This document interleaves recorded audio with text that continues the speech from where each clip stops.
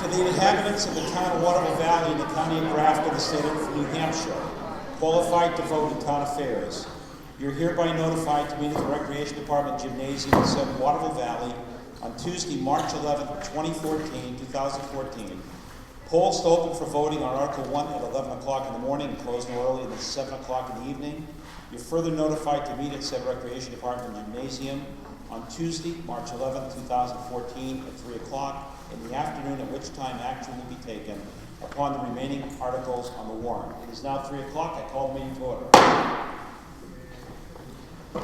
We're going to start by hearing from Ellie and Emma, who are both 8th grade students here at Waterville Valley Elementary School. They're going to lead us in the Pledge of Allegiance.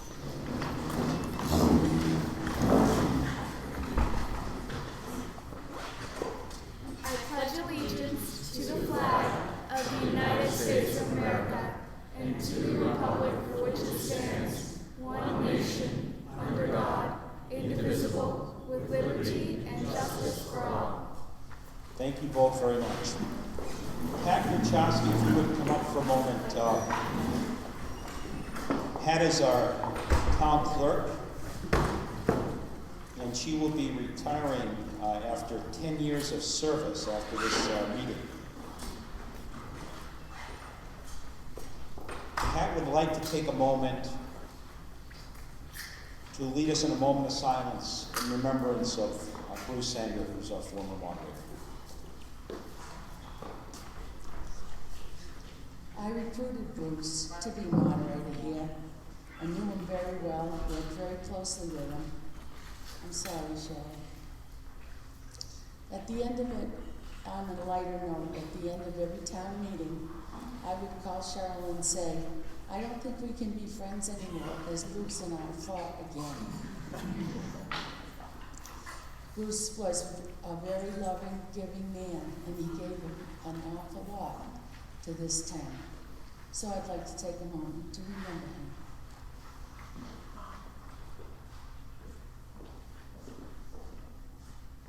God rest his soul.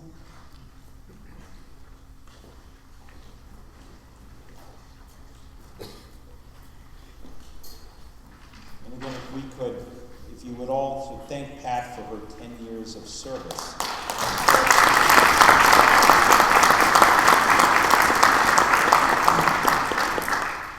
If you'll be voting during the deliberative session, so town meeting is broken up into two sessions, an election session and deliberative session. The election session runs from 11 in the morning until 7 in the evening, dealing with Article 1. The deliberative session runs from 3 o'clock to when we finish the business of this meeting and it's adjourned. We will be dealing with Articles 2 through 11. If you'll be voting during this session, you must have checked in with the supervisor of the checklist and pick up your red card. These are the cards we use for voting. When we vote, we'll ask you to raise your hand. We'll count the votes and announce the results. Town meeting, and I've put together some points on what town meeting is, how we create town ordinances, appropriate money, how much money we will be appropriating today and where it comes from, and the rules that we will follow. I don't know if anybody had the opportunity to pick those up and read them. But you have that, you have your rules, and I'm just going to review them briefly. It won't take a lot of time here, but I think it will help with the flow of the meeting. So, as I mentioned, town meeting consists of two sessions, elective and deliberative. The town meeting's legislative or deliberative session, which we are now in, is empowered to do, among other things, both create town ordinances, which are town laws, and appropriate money that the selectmen are then authorized to raise and to spend.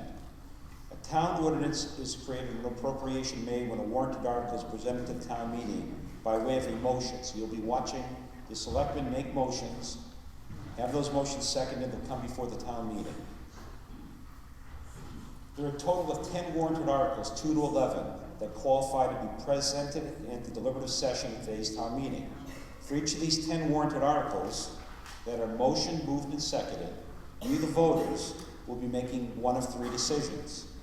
You'll either pass and enact the warranted article as presented, you'll defeat the warranted article as presented, or you'll amend the warranted article as is presented and either pass or defeat that amendment.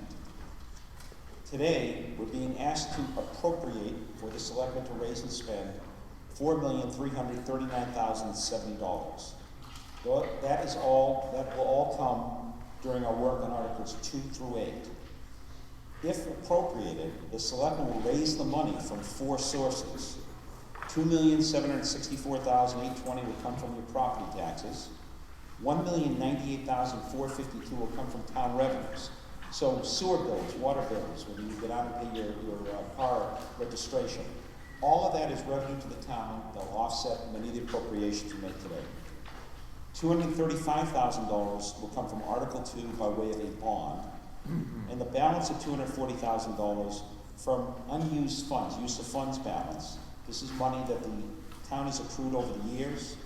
Articles 3, 6, and 7 apply to that. The rules that we're following today are very interesting. How many people here, show of hands, are familiar with Robert's Rules of Order? Anybody? You've heard of it? How many of you are so familiar with it that you know in 2011, for example, that a motion to table,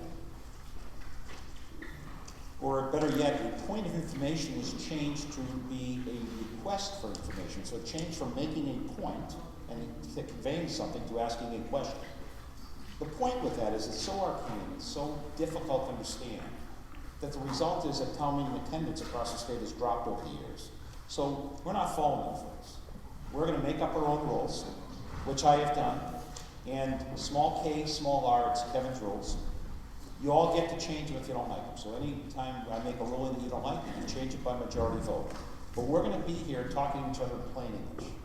So there are a couple of motions and a couple of points of procedure that we have defined here, and they're fairly limited. Motion to put a warrant article on the floor will happen by the selectmen. If somebody wants to change that, they'll make a motion to amend. So that means we're amending the article. When we're tired of debate, you can move or call the question, make a motion for that. There'll be a motion to reconsider, restrict reconsideration of a prior vote. The other two procedural points are point of order. So if any time you feel the moderator is there and you'd like to get the meeting to make another decision, you raise your hand, you make a point of order, you raise it, and we vote on it. The other piece is we're going to keep point of information in as it originally was. So that if we have a question that comes up, and all questions need to come through the moderator, I will get those to the right people to answer, but talk to me and I'll pass it along. We're going to crowdsource. Everybody familiar with crowdsourcing? We're going to crowdsource. If there's a question that we need an answer to, and we don't have it, if somebody has it, raise your hand and say, point of information, and give us the answer. Because the purpose of today's meeting is to help everybody figure out how they want to make one of those 3 votes in every warrant article. Beyond that, there's some speaking points which are fairly limited. First thing to remember is the purest form of democracy at town meetings, the purest form of democracy. It's important to be civil at all times, and I've always seen it here. It's okay to disagree, but not to be disagreeable or disrespectful. With regard to non-voters, we're going to, as of right, recognize any of the town administration and folks that have been brought in specifically to present and help present an article. Beyond that, non-voters may be recognized at the discretion of the moderator. So because we're a resort town, we have non-voters who are property owners. Given time, if there's enough time in the meeting, we would like to hear from them and I will recognize them. Prior to speaking, wait to be recognized by the moderator. Wait for a microphone to come to you. If you would like, the way the speaking works is a person making the motion will have 10 minutes. Everybody else will have 3 minutes to respond. If you'd like a 30-second warning before your time is up so you can summarize or make sure you get an important point in, let us know ahead of time. We will give you 30 seconds notice somehow, some way. Here's one way. We're going to test this out. You're going to get to vote if we use it or not. Majority vote, is that okay to let you know the 30 seconds? So I want to let's practice the right cards. Let's see them. Okay, I'd say that passes. Okay, that'll be 30 seconds. That'll be 30 seconds. Let's see. Last thing, voting, only registered voters. Warrant Article 2 is going to require a paper ballot. The polls will be open for 1 hour to vote. Beyond that, if we're doing a voice vote, prior to the start of that vote, if 3 voters come up and hand us in writing the request that we do this by paper ballot, We will do that. So we're ready to start with the work of the meeting. Do I hear a motion? Oh, I'm sorry, let me introduce the head table. I missed the whole piece there. These are the guys that work all year for us. So we have Mark Dakota. Mark's our town manager. Sharon Gordon. The position is administrative, okay. We have our select people. Margaret, Mike, and Bill. Anybody else you'd like to introduce? Okay. Department heads are leading that. Would you like to introduce the department head? I see Police Chief Dave Noyes, Director of Public Safety Chris Hodges, Director of Public Works Jim Mayhew, Recreation Director, there she is, Rachel Zaski, and we have our paramedic Jeff Dawkins here, and Karina Pike is here, our Finance and Human Resources. So if we have technical or specific questions, we'll make use of all the folks here. One final point before I call for a motion. The polls are open and remain open until 7 o'clock this evening. At the polls, we're voting to elect a state executive council per the warrant on page 22 of the town report. We're also voting to elect town officials as detailed in Article 1 of the warrant. If you have not voted in these elections, feel free to stand up at any time during this deliberative session. Make your way to the polling place and cast your ballot. Do I hear a motion on the reading of the warrant articles? I move to dispense with the reading of the warrant articles by the moderator.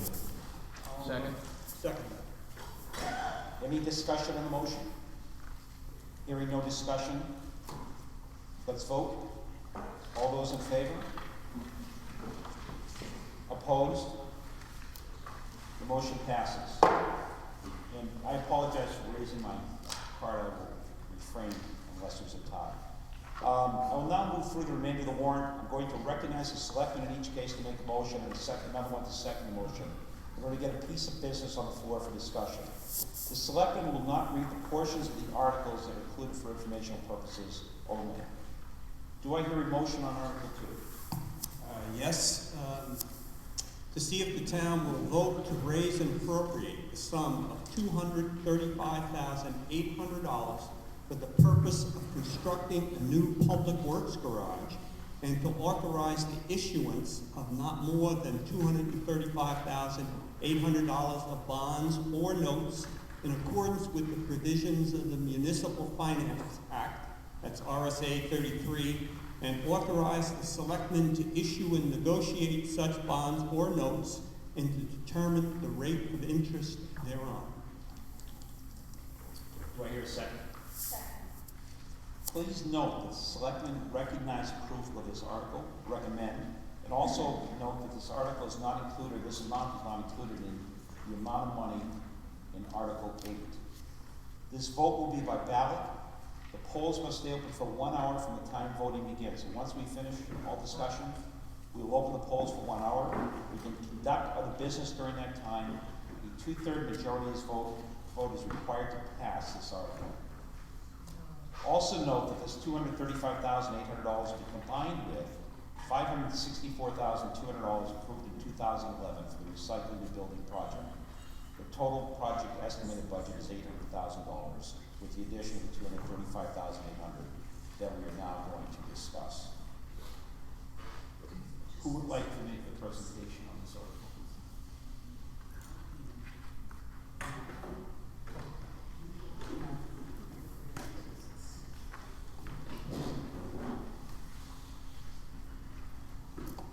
For the past, sorry about that. For the past couple of years, we have been working on talking about a new public works garage. We currently, our public works department does not have any of the vehicles except for the trash truck undercover. We did, I believe in 2009, build a new salt and sand shed which does have a vehicle bay in it, and that's where we keep the trash truck. We also keep some of our motorized equipment, sidewalk tractor, that sort of thing in there with the trash truck. But that's basically the only vehicle that we have in the Public Works Department undercover. We have been looking at different locations and different ways to build a facility for the Public Works Department. The building committee that Mike Aronson chaired finally came up with a plan, which is here. This is the existing town hall building with the fire department bays here. We are looking at, this is the old gas station area. These are where our dumpsters are now in this parking lot. We're looking at putting a 4-bay garage built into the hillside where the trees are between the sewer treatment plant and the town hall, facing out towards the dumpsters. That will be our public works area. It will include an enclosed bay for the trash truck, because that can get kind of stinky sometimes. So we will move our maintenance bay into the salt and sand shed where we park the trash truck now. Move the trash truck down here with the other vehicles from Public Works. That will open up a space here for the Public Safety Department, and we'll talk a little bit about the ambulance in another warrant article in a minute. And that is the proposal for the new building. One of the other key reasons that we selected this spot, you see these arrows here? They show you the traffic pattern for the dumpsters, and also and that's the green arrows going around here. Okay, so that's the track that you follow right now to drop off your stuff in the dumpsters. The yellow is for the Public Works garage, so our vehicles will be able to come in either side and go out in a circular pattern for the Public Works, and the red is our emergency vehicles for public safety. The traffic pattern and being able to get vehicles out of the way of the public is another major reason that we have proposed putting the new garage in the location that we have. All right, so that's some background. As far as the funding goes, as is stated in the warrant article, in 2011, we raised money for both a new garage and for recycling, new dumpsters, building new enclosures, that sort of thing. We did part of that. We purchased some of those dumpsters and we built the transfer station that we have down by Town Hall now, but we never obviously built the garage. So we're utilizing $564,000 from that money in 2011 that town meeting approved, and we're adding this $235,000 to it. The total project estimate right now is $800,000 for this garage. We have put this out to bid this past summer. We got 3 bids back, 3 proposals. The low bid was back in July was $771,000 from a company called Constructs down in Plymouth. We asked them in January to update their numbers. They came back with $777,000 to build the building. That does give us the $23,000 as a contingency, because although we have done some borings and testing in this area, and we believe we can do all of the site work and everything, we still want to have a contingency amount, and that's why we have put the total at $800,000. Mike, did I forget anything?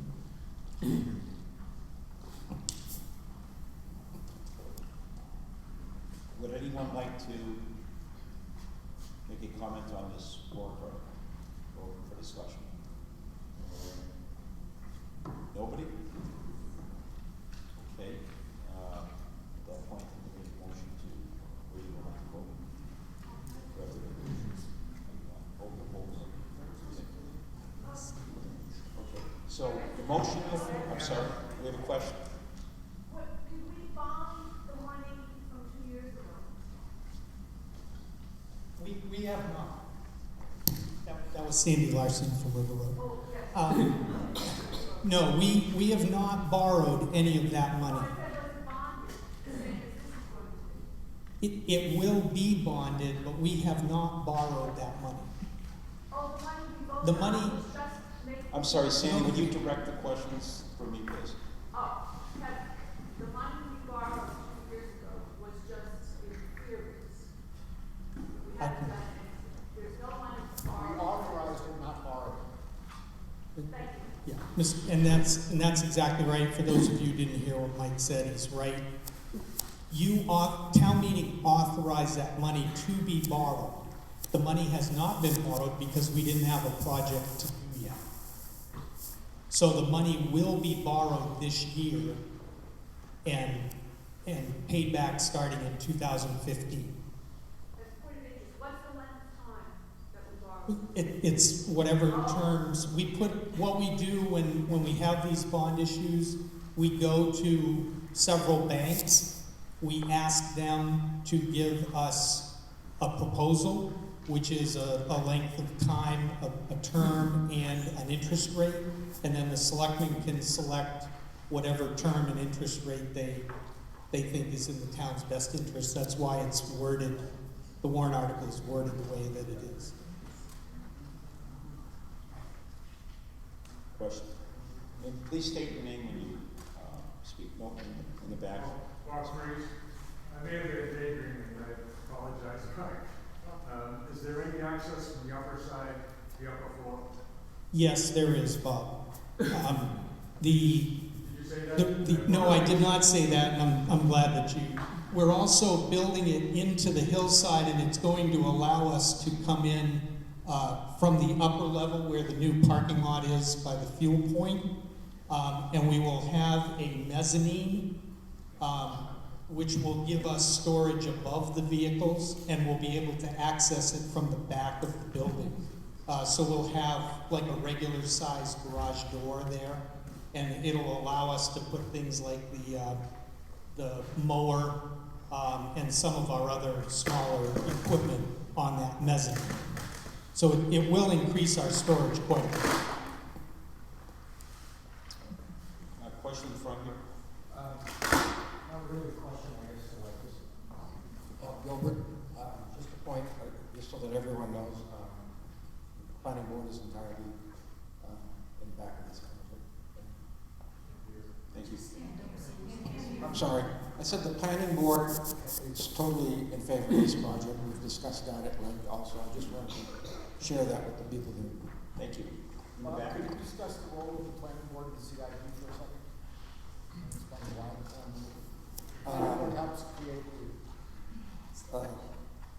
Three of us on the planning board, two of us on the planning board, and one other, I forget. Anyway, we were on the CIP, Capital Improvements Plan Committee.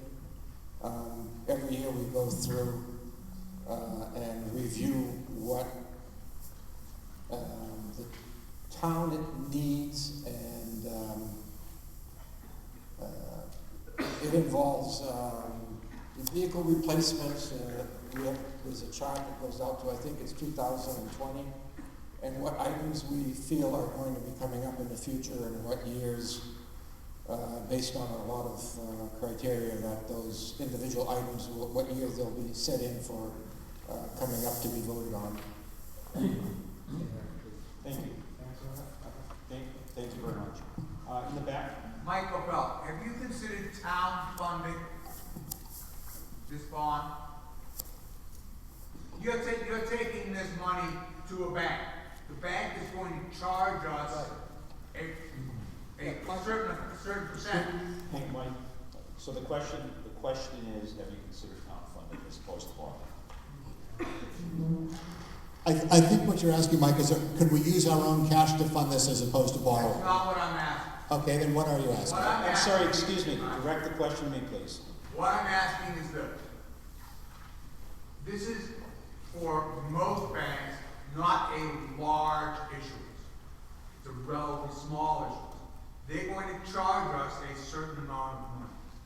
There are provisions that allow a town, if the town so desires, if the residents of the town so desires, to buy the bonds within the town. This is $800,000. I don't know if that's something that residents of the town would be willing to fund ourselves and save the money that we would be paying a bank. I don't know whether that's been considered. Are you just so that I'm clear, are you asking about $800,000 or $235,800? We are borrowing $800,000 is my understanding. If I'm not, wasn't the previous $564,200 authorized as prior to? Authorized, that's never But borrowed. my understanding from what you said is that the money has been authorized, which means we voted to borrow. It has not been borrowed. We have not gone to a bank in order to do the funding. We're adding to that an additional amount of money to come to $800,000.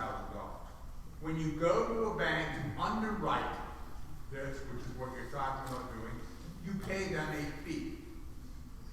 I believe you are allowed for a certain amount of money to town fund, which means if, and I don't know whether people would be interested in it or not, I don't know whether there are people in the town that would be willing to buy $10, $12, $15, $18, $20, $100,000 worth of these municipal bonds and save the money that we would have to pay to the investment banks.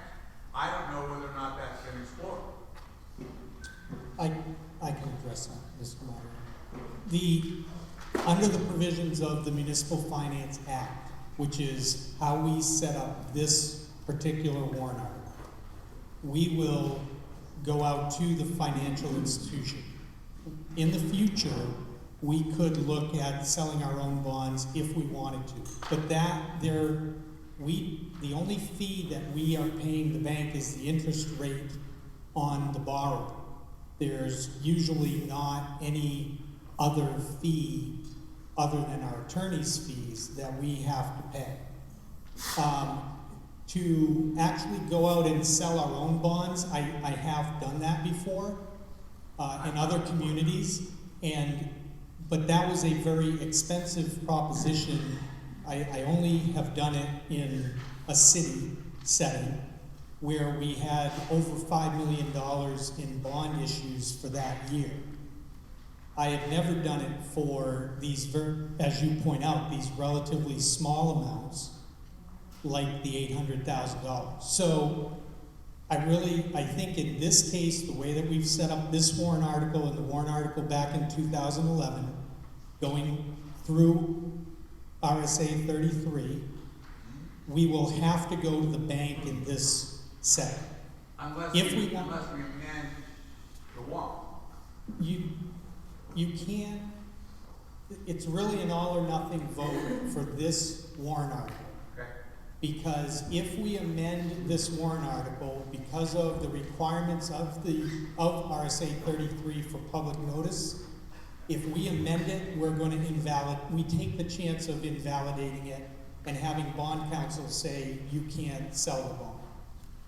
You can't go out and borrow the money. Because there's a very set process that we have to go through.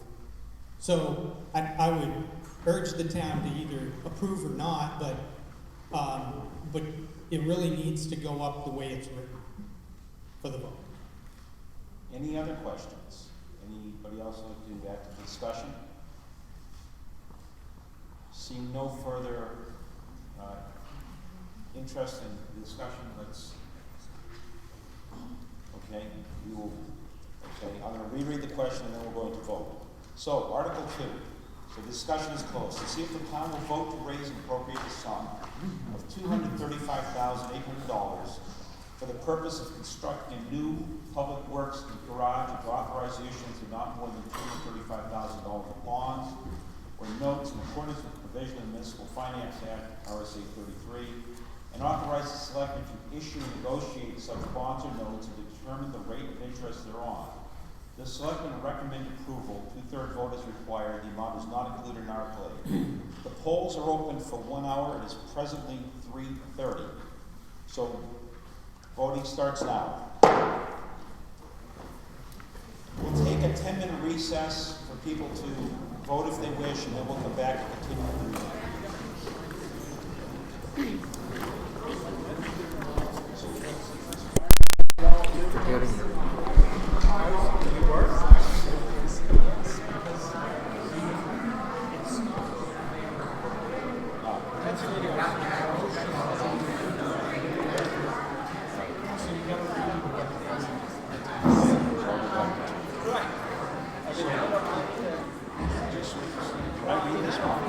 It's interesting because it says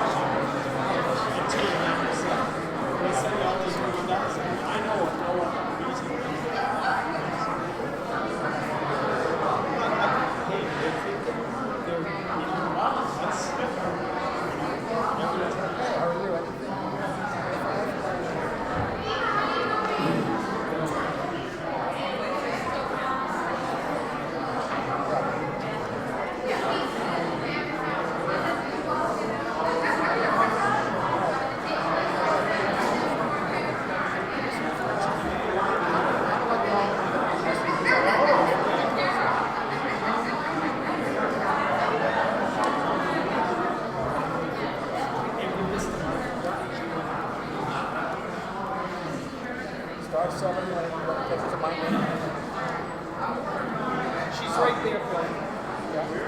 Oh, she's already at the table. She's good.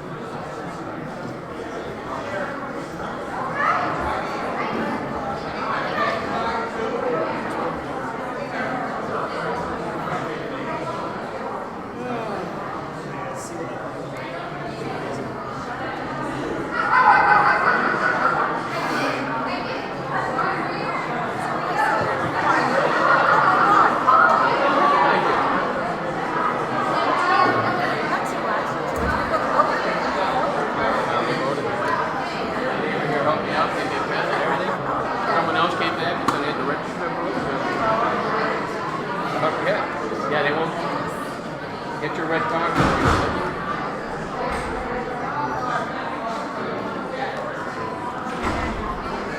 What's that?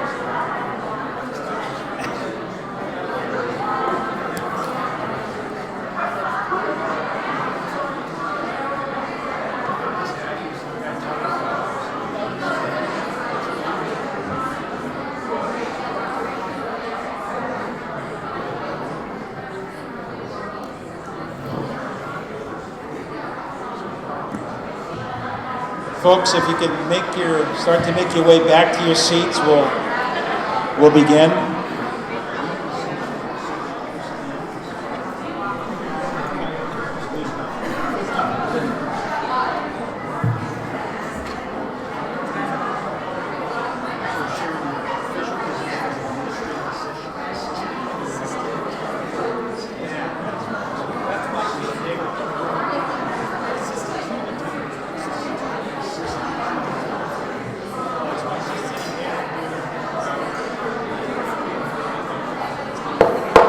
Folks, if we could start to make our way back to the seats, we've got quite a bit of business left.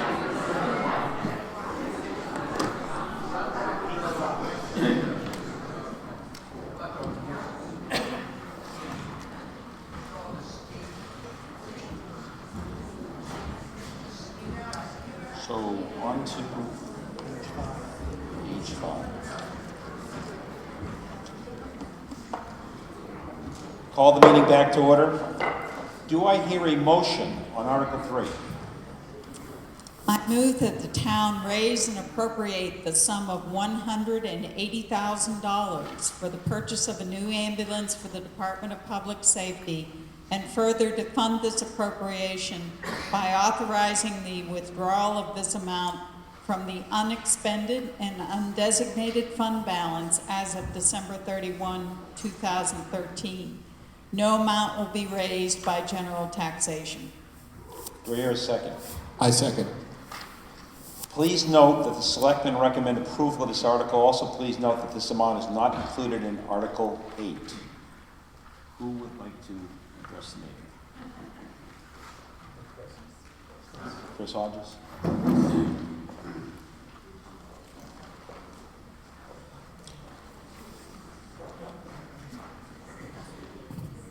Good afternoon. Please excuse my public speaking talents, as it's not my comfort zone.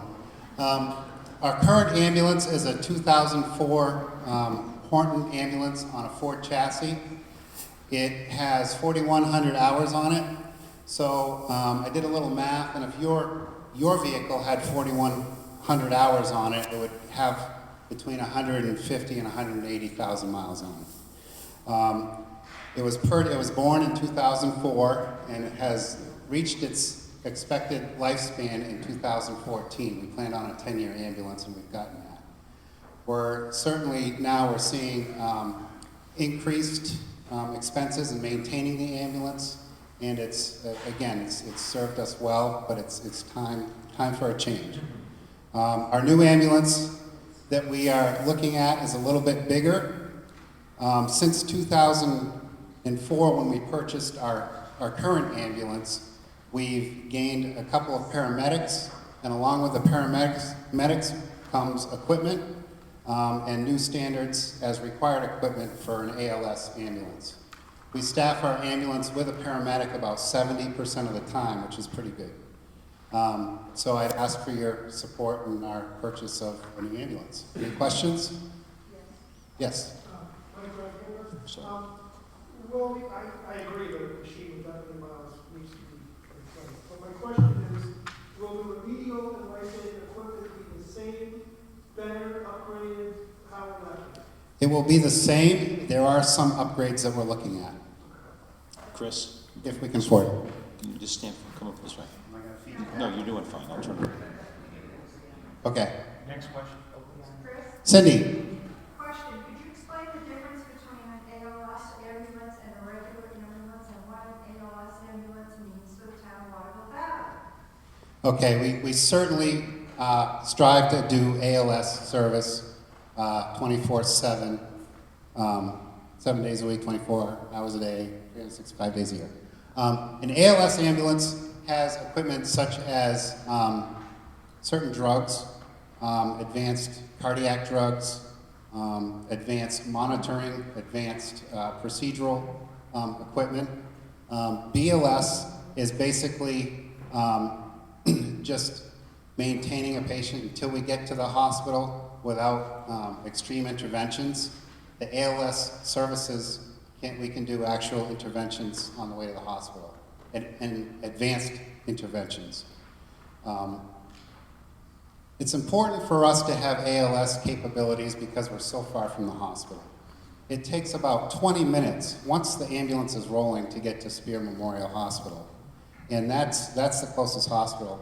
Sometimes we have to go further. We've gone to Concord Hospital, we've gone to CMC, we've gone to Lakes Region General Hospital for certain procedures that Spear couldn't do.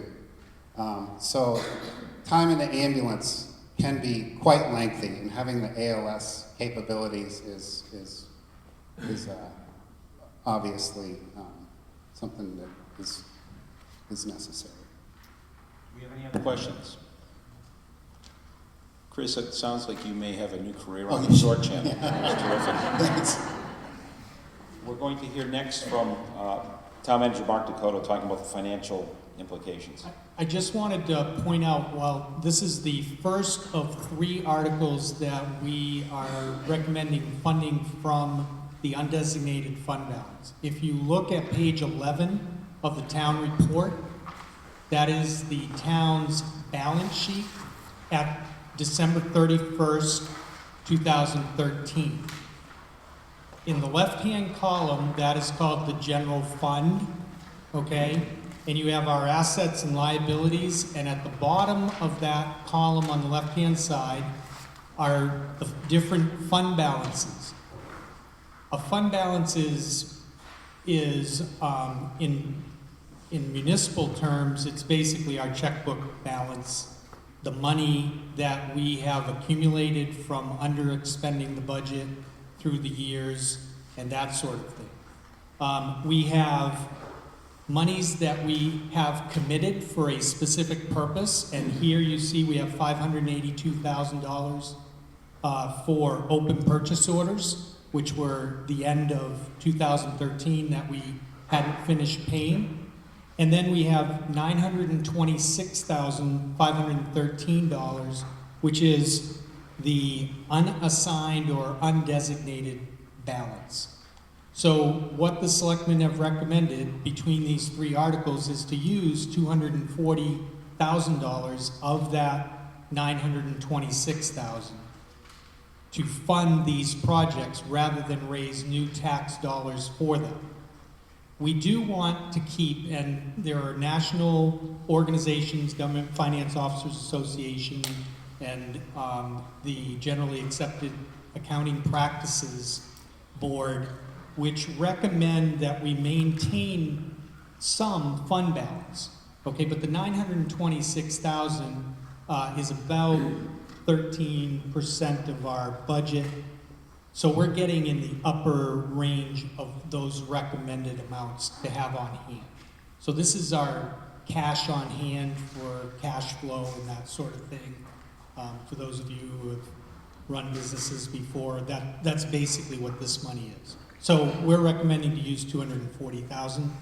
That'll leave us, theoretically, if we spent all of the budget and revenues came in right where we thought, we'll have approximately, what, $720,000 or so left at the end of this year. So any questions about what that money is or why we're recommending to do this? Thank you. So that ends the 10 minutes that the movers have. Does anybody have anything out that they'd like to have for the discussion? Seeing no hands, let's vote to see if the town will raise and appropriate the sum of $180,000 for the purchase of a new ambulance for the Department of Public Safety, and further to fund this appropriation by authorizing withdrawal of this amount from the unexpended and undesignated fund balance as of December 31st, 2013. No amount will be raised by general taxation. Those in favor, please raise your red cards. Opposed? The ayes have it. Motion passes. Do I hear a motion on Article 4? I move that the town raise and appropriate the sum of $90,000 for the conduct of a pedestrian village revitalization study, including but not limited to a review of zoning and land use issues, roadways, sidewalks, trails, and paths, public transportation, parking, and potential outside funding sources.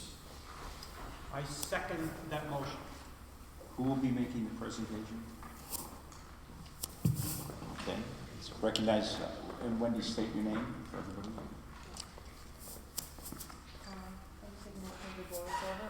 No, please go, walk over wherever you wish. Okay, hi everybody, Wendy Rathgaber, and I'm just here, is this okay, everybody can see all right?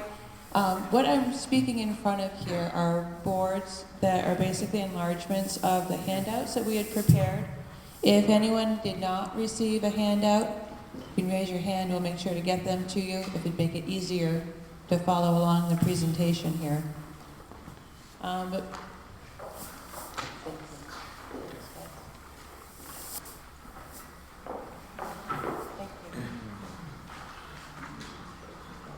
All right, well, just to get started, this article has been put forth by the planning board, and as part of the planning board and the subcommittee that volunteered to work on this, kind of like Chris, public speaking is not my forte, so excuse my notes as I go along here. But the subcommittee from the planning board that's worked on this since last October is made up of Nancy Knight, Cindy Pecos, Kathy Chandler, and myself. And we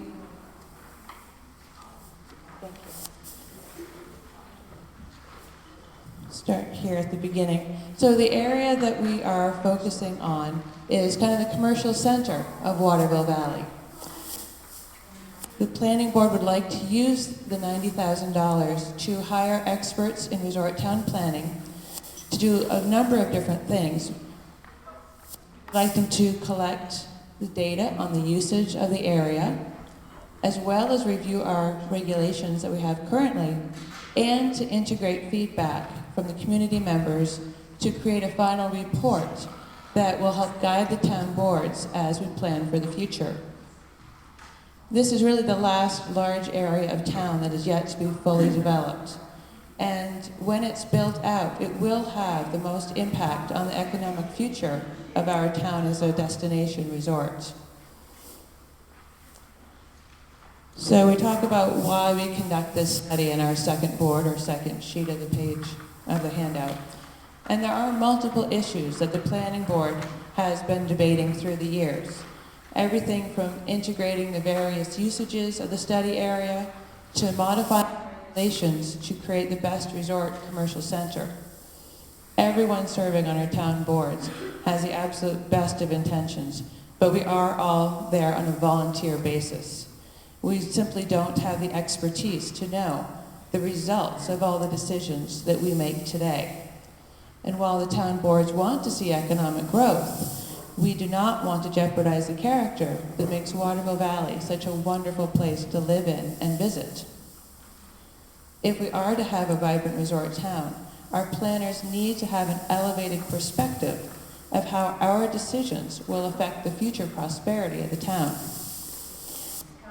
Town boards and officials refer to the master plan as a guiding document when making decisions. It outlines our values and goals for the town. By working with the organizations that we would like to hire for this study, we will have the opportunity to interact with community members, and they will incorporate the townspeople's input into the vision for the town. And that way, ensure that the public's voice and the master plan will be the guide for future developments. We do not want to allow developers to come in, set the tone. We want to be fully prepared. The final report from the study will give the planning board the best tool possible to make sound decisions. So then we discuss on our third board, why now? There's a lot going on right now. We have a pretty full CIP, the times are tight. It is a fair amount of money we're asking for, $90,000, and we do not make this request lightly. The planning board really sees this as an investment, a chance for residents to have voices heard. Making any thoughtful changes also takes time. This study alone has a 9-month window to completion, and any zoning changes must be brought before the town for vote at town meeting. The zoning changes is just one of the actionable results that we expect from this study. Other short-term projects could include improvements in wayfinding, lighting, or other ideas brought forth from the study. The groups that we would like to work with have experience in obtaining funding for municipalities, which could also help move forward some of these projects sooner. However, the process for obtaining funding would take a fair amount of time as well. We really don't know what's coming in the near future. As the planning board takes its responsibilities seriously in being prepared, we want to be able to take advantage of working with groups that have the expertise to make us prepared as possible to make the right decisions for the town. Our next board or page addresses common sense. Now, we're all New Englanders. We have plenty of common sense. So why do we need to hire others from outside the community to come in here and tell us what we should be able to figure out? The bottom line is, as I said before, we're all volunteers. We don't have the background to be able to predict the results of our actions in developing a welcoming resort community. We need more than common sense. We need experience and expertise in developing resort towns to help us make the common sense decisions. The approach that we're taking today to find answers to our questions is full of common sense. We saw our limitations. We realized that having debates that did not bring us to consensus were not productive. And we decided to reach out and ask for proposals from companies who would be able to help us. We interviewed the companies. We met with SC Group and VHB, who together put in a proposal, and they not only have really strong backgrounds, but they also value community engagement. And now we hope that this measure will pass so that we can work with these very qualified people to help create the best plan possible moving forward. Our final board shows the 9-month timeline that they've proposed, the SE Group and VHB, for completion of this project. Now keep in mind, no contracts have been executed. We just wanted to be able to show this so you can see that what we're looking to do is a very transparent project. There'd be a lot of community involvement, many chances to voice opinions and be heard, so that you know that your voice will be part of the final vision for moving forward for Waterville Valley. So the planning board would appreciate your support with a vote in favor of this warrant article. We need this funding to hire the expert consultants in order to do the best job possible for the planning of the future of the town. Now, I hope you guys all had a chance to stop by and chat with us earlier as we were standing at the boards, but if you have any further questions or anything that hadn't been answered, we'd be happy to address them. Now, I don't know if it's awkward. Do we have to look to you and then? Come this way. I'll come this way. And what about, just so I understand, what about planning board chair, They can respond. But, so, does anybody have any questions? Because we have Ray in the back and the selectmen to respond. We have a question over here. Stan Picos, 104 New Peak Road. Wendy, I realize this isn't a warrant to specifically contract with the people who made the proposal, SE Group and social disease, VHB, whatever. Can you? You know what, give him the mic and you work off of this one. That'll work, Wendy. Thank you. I realize this isn't a warrant to approve the contract with the people we worked with, but I believe this gives you an indication of the type of expertise we can bring to the project with this kind of money. Can you speak to the projects that these folks specifically have done and the type of value that we can expect to get from a similar study? Yeah, actually, we do have representatives here from VHB and the SE Group. Perhaps you guys, would you mind speaking briefly to that? So the question is, what have you done that you can share with the room here? Certainly. And my name is Mark Kane. I'm Director of Community Planning and Design for SD Group. And some of you may have heard of our firm. We actually have been around since 1958 and started in Sugar Hill as Snow Engineering. We are a company of 4 offices throughout the United States, concentrating mostly on mountain resort communities. We have worked all over the United States on projects very similar to this, and some of the examples I would raise are Mount Crested Butte in Colorado. I was just out in Silverthorne, Colorado last week, Teton Village, Jackson Hole, Red Lodge, Montana, many communities in Vermont, many communities in New Hampshire. So we've worked in lots of communities that have had very similar issues to what is being proposed in this project. Stan, follow-up question? All set, thank you. Okay. Any other questions? We have a question in the back. Is the land that we're studying town-owned or privately owned? You can just speak. I think if you just speak, you'll be fine. Okay.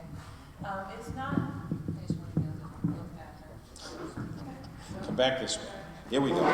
Share the We'll get podium. this figured out one way or another. The center that we have highlighted on the map is privately owned.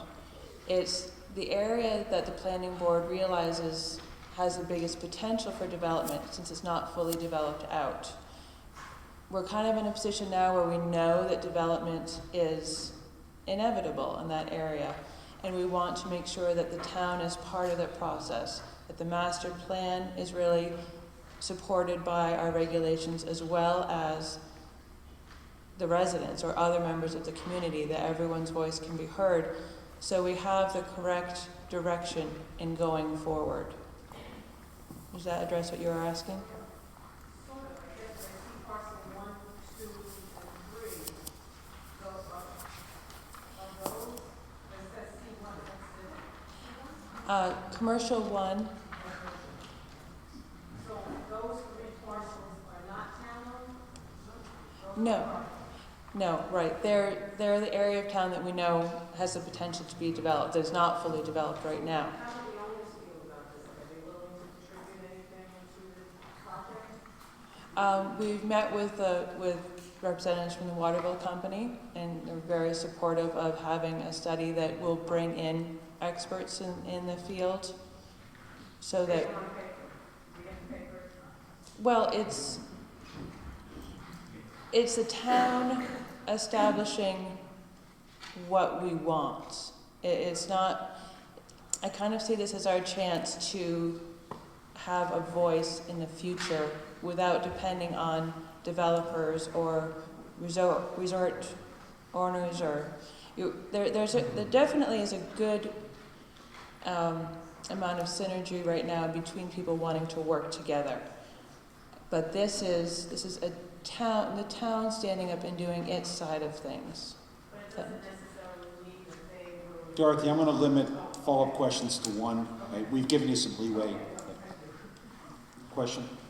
Andy Gilbert, the best way this was explained to me was that the town is going to get developed this year, next year, sold to the Chinese, sold to whoever.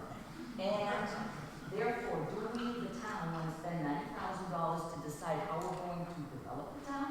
Or do we want to let things go as they happen, a little bit at a time, which hasn't been working very well?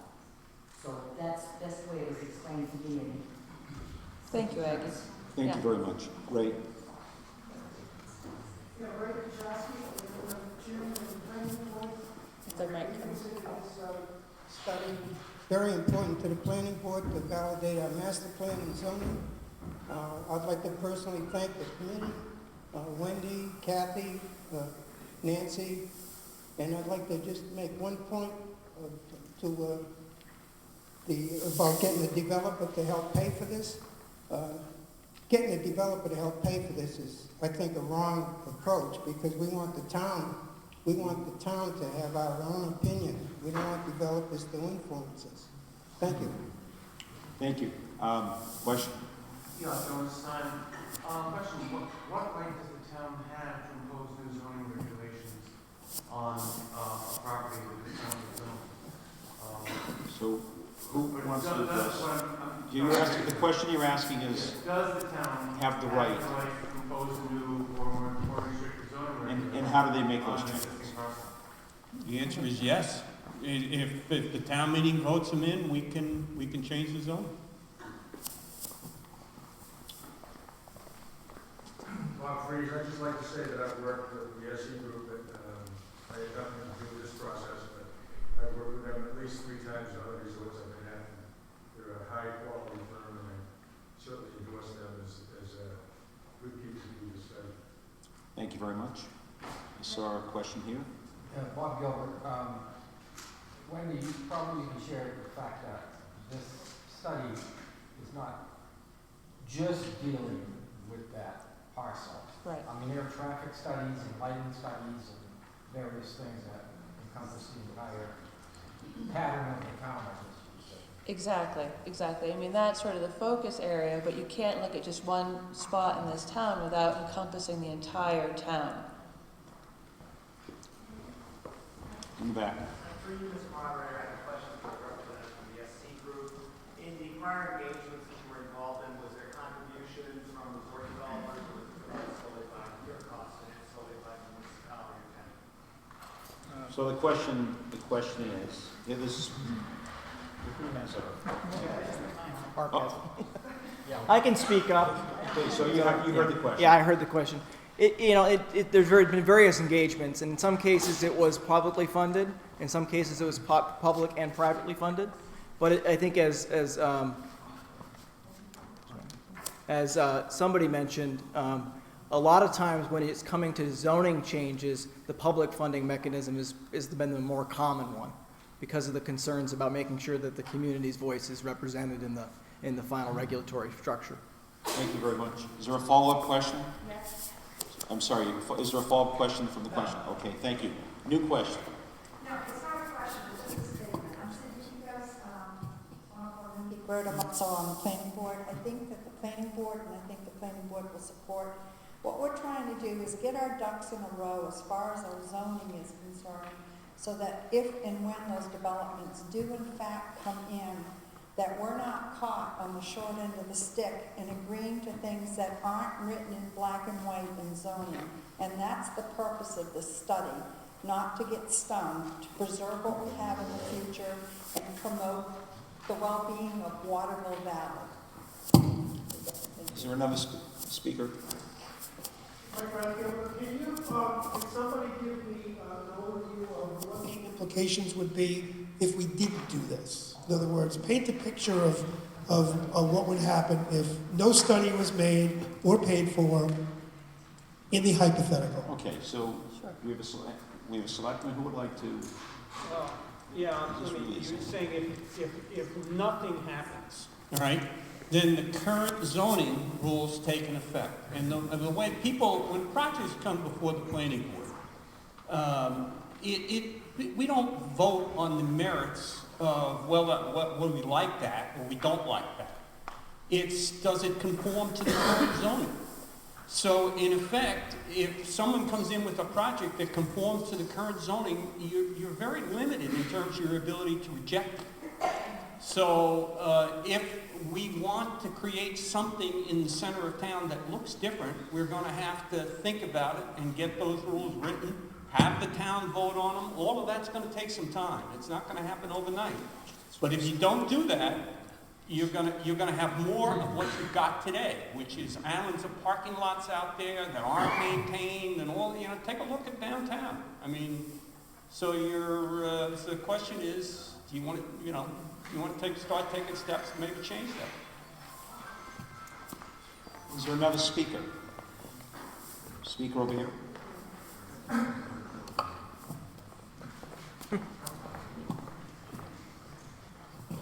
Yes, my name is Charles Hastings, Noon Peak, F2. I would like to ask for clarification on the information gathering that's being planned and discussed on the last board. Will that be getting input? I've heard the term community. Does that refer specifically to the voting members here or to all the stakeholders that are involved and care about this valley? You want to take it? We'll take it here. Yeah, it would involve everyone, all the different stakeholders, whether residents, second homeowners, business owners. We are a rather unique community, and it's well understood that it's taking a whole bunch of different levels of involvement in the town to create the town. So yes, it would give all the different stakeholders the opportunity. And maybe you can add to this from your past experience in terms of the process that you go through to enlighten those of us that are trying to make a decision. Sure. One of the other things that, building off of what was just said, is that's important is that the process that's been articulated here actually is spanning 9 months, in part because there's a lot of work to do, but also so that we actually have a chance to meet people here in the community at various times of the year, because we understand from a seasonal community you have to be here more than just 1 month in the wintertime. And so one of the processes we are suggesting will happen would be a series of engagements in different times of the year to make sure that all those stakeholders, all those representatives of the broader community can be accessed as part of the study. Does that answer your question? Okay. In the back. I want to clarification. When you say there'll be discussion with stakeholders, that means that stakeholders, whomever they may be within the valley, can give input. If we're going to change zoning, it would only be those people with the funny red tags. And Tom, I'm going to address that with the town manager. Yeah, that is correct. The vote would be the voters. Funny red tags. Yes. Right. Next speaker, I think, did I hear one over here? Yes, please. Cynthia Roberts. My understanding is if they do pass this, the present owners of parcel 1, 2, and 3 have to comply with a future standard of building, or can they put the plans now and they get it done with the old plans? Thank you. I believe the question is whether or not future building will be grandfathered in some way. Are the plans before the town now that would allow somebody to be grandfathered in, or will they be subject to whatever new rules and regulations are passed? I think the question was, if someone came in tomorrow with a plan, they wouldn't be subject to this because we haven't had the study completed or put any changes recommended and approved by the townspeople before a vote to change and amend our zoning. I would say that's realistic, but it could happen. How about that? I don't see it happening, but it could happen. Cindy, does that answer the question? Next speaker. We have in the back.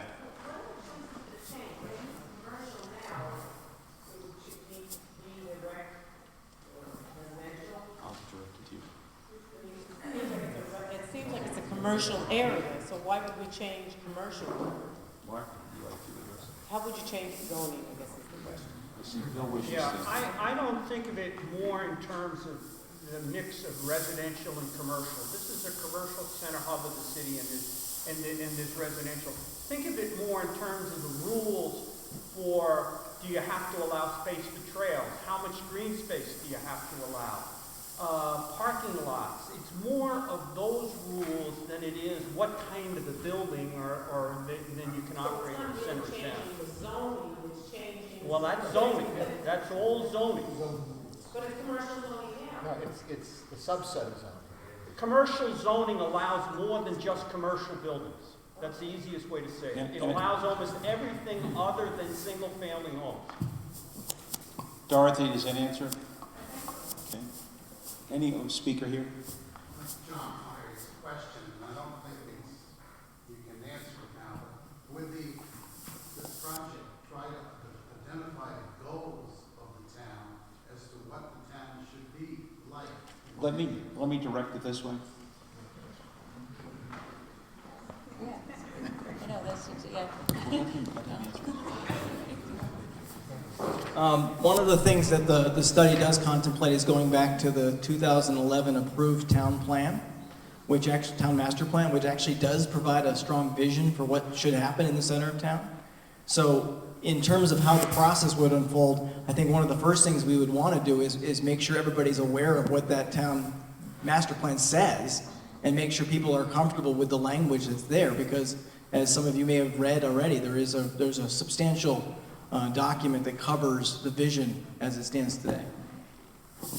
Does that answer the question? Follow-up?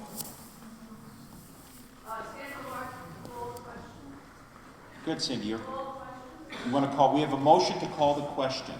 So, we're going to take a vote now as to whether or not you all want to end debate on this particular issue. Those in favor of ending debate, hold up your red card. Those opposed? The ayes have it. We'll move on. Call the question. So, the question before you is to see if the town will raise and appropriate the sum of $90,000 for the conduct of a pedestrian village revitalization study, including but not limited to a review of zoning and land use issues, roadways, sidewalks, trails and paths, public transportation, parking, and potentially outside funding sources. Those in favor, raise your red cards. Those opposed? The motion carries. Do I hear a motion on Article 5? Yes. You want me to shout or work on the mic? Thank you, Rachel. I move that the town raise and appropriate the sum of $75,000 for the replacement of the grinder pump at the wastewater treatment plant. Do I hear a second? I second. Please note that the selectmen recommend approval of this article and the amount is not included in Article 8. Mark would like to address the meeting. Okay, wastewater treatment plant and grinder pump. It is that simple. This is a part of the treatment process for our wastewater, and this is original equipment to the plant, which is coming up on its 40th year. So we need to replace the grinder pump. Very simple. Any questions? Okay. Would anybody like to speak? Before you do, I just want to ask whether or not anybody wishes to speak for or against this. We have a motion to call the question. Those in favor of ending debate, please raise your hands. Those opposed? The motion before you is to see if the town will raise and appropriate the sum of $75,000 for the replacement of the grinder pump at the wastewater treatment plant. Those in favor, raise your cards. Opposed? The motion passes. Do I hear a motion on Article 6? I move that the town raise and appropriate the sum of $50,000 for public safety building improvements at Town Hall, and further to fund this appropriation by authorizing the withdrawal of this amount from the unexpended and undesignated fund balance as of December 31, 2013. No amount will be raised by general taxation. I second. Sorry, okay. Please note the selectmen recommend approval of this article, and this amount is not included in Article 8. Okay, Mark? So if we move the public safety or public works department to a new garage, we have space in the existing town hall and the maintenance bay where we currently do maintenance for the public works department, that we want to go in and make some renovations to. The town currently contracts with the Golden Eagle Lodge to provide living quarters for our overnight personnel in the public safety department. Part of these renovations will be to create a space with a room and a bathroom with shower facilities, which are required by labor standards, in the town hall space. So that this $50,000 will be used after the construction of the new garage to create that space for the public safety department. Any debate? No debate? Hearing no debate? Those in favor of ending debate, please raise your cards. Those opposed? The motion carries. Well, hang on. I have to go back a step. I have to read it back to you, okay? So, the motion before you is to see if the town will raise and appropriate the sum of $50,000 for public safety building improvements at Town Hall, and further to fund this appropriation by authorizing the withdrawal of this amount from the unexpended and designated fund balance as of December 31st, 2013. No amount will be raised by general taxation. Those in favor, raise your red cards. Those opposed, the motion carries. Do I hear a motion on Article 7? I move that the town vote to raise and appropriate the sum of $10,000 to be added to the Corcoran's Pond Dam Capital Reserve account, and further to fund this appropriation by authorizing the withdrawal of this amount from the unexpended and undesignated fund balance as of December 31st, 2013. No amount will be raised by general taxation. I'll second that. Please note the selectmen recommend approval of this article, and this amount is not included in Article 8. I want to make a note that there's about 10 minutes left to cast your vote on Article 2 if you haven't done so already. Who would like to address this?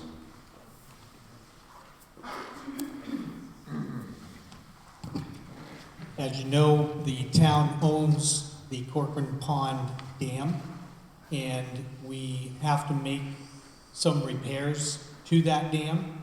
We are working with an engineering firm to determine exactly what those modifications need to be. And we have created this capital reserve account, I believe 2 years ago. We funded it a couple, $10,000 or $20,000, I forget the exact amount, I don't have it right here in front of me. But this $10,000 will be added to that capital reserve. I believe it has $70,000 total in it now.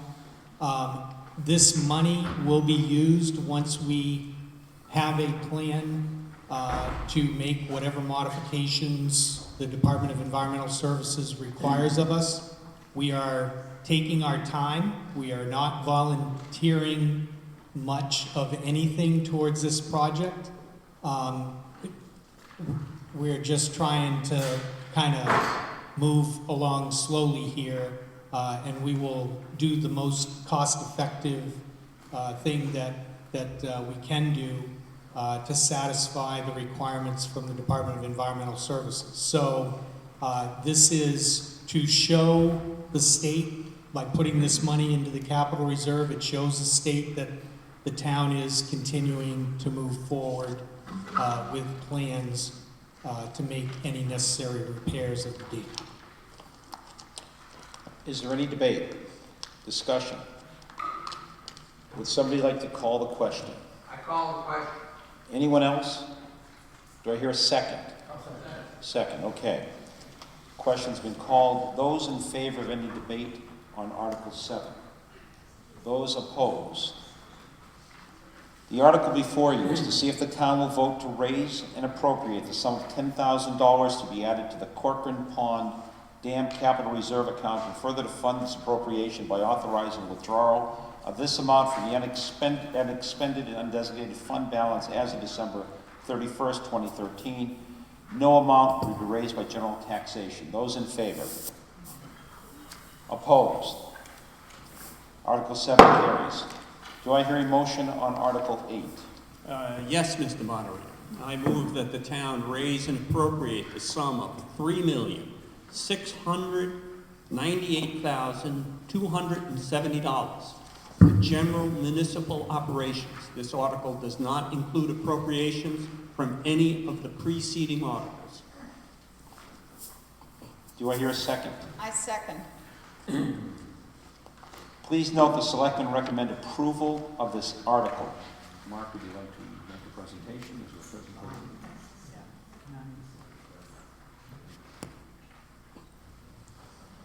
I don't have a form. We had the budget hearing at the beginning of February, where we went through basically each line item here and answered any questions.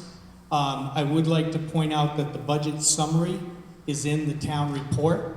It's a 2-page document that starts on page 17. It's page 17 and 18. That gives you a department by department breakdown of what makes up the town operating budget. There's more details starting on page 23 in the purple section, which shows you the individual line items by expenditure category in each department. Our revenues are on page 16. It shows you, as Kevin pointed out, it shows you the revenues that we collect from sources other than taxes. So our water, sewer, motor vehicle registration, ambulance fees, recreation department fees, all of those are laid out in the revenues portion on page 16. And I am willing to answer any question that you might have on all of that information. Question over here.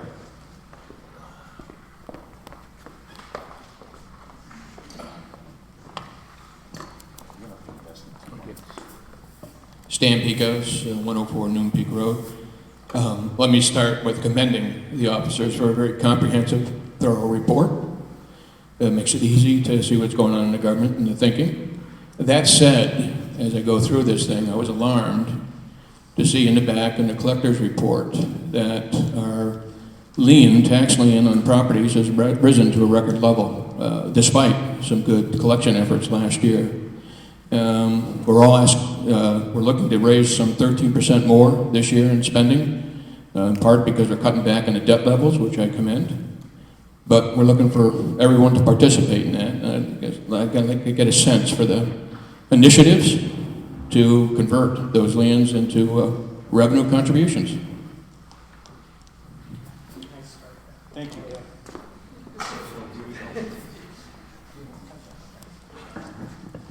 So I am also your friendly neighborhood tax collector as part of my duties as the town manager.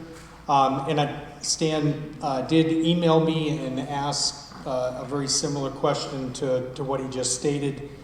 So I did look back at our tax lien numbers back to 2006. And Stan is correct in that this is the largest amount, if you look at the actual lien total, that we've had since I've been here, since 2002. But going back to 2006, I compared year to year what the total amount was, what the increase was from the prior year, and just a couple of things. What I have found is we go through cycles where the lien amounts increase and then they decrease. Then we have another increase.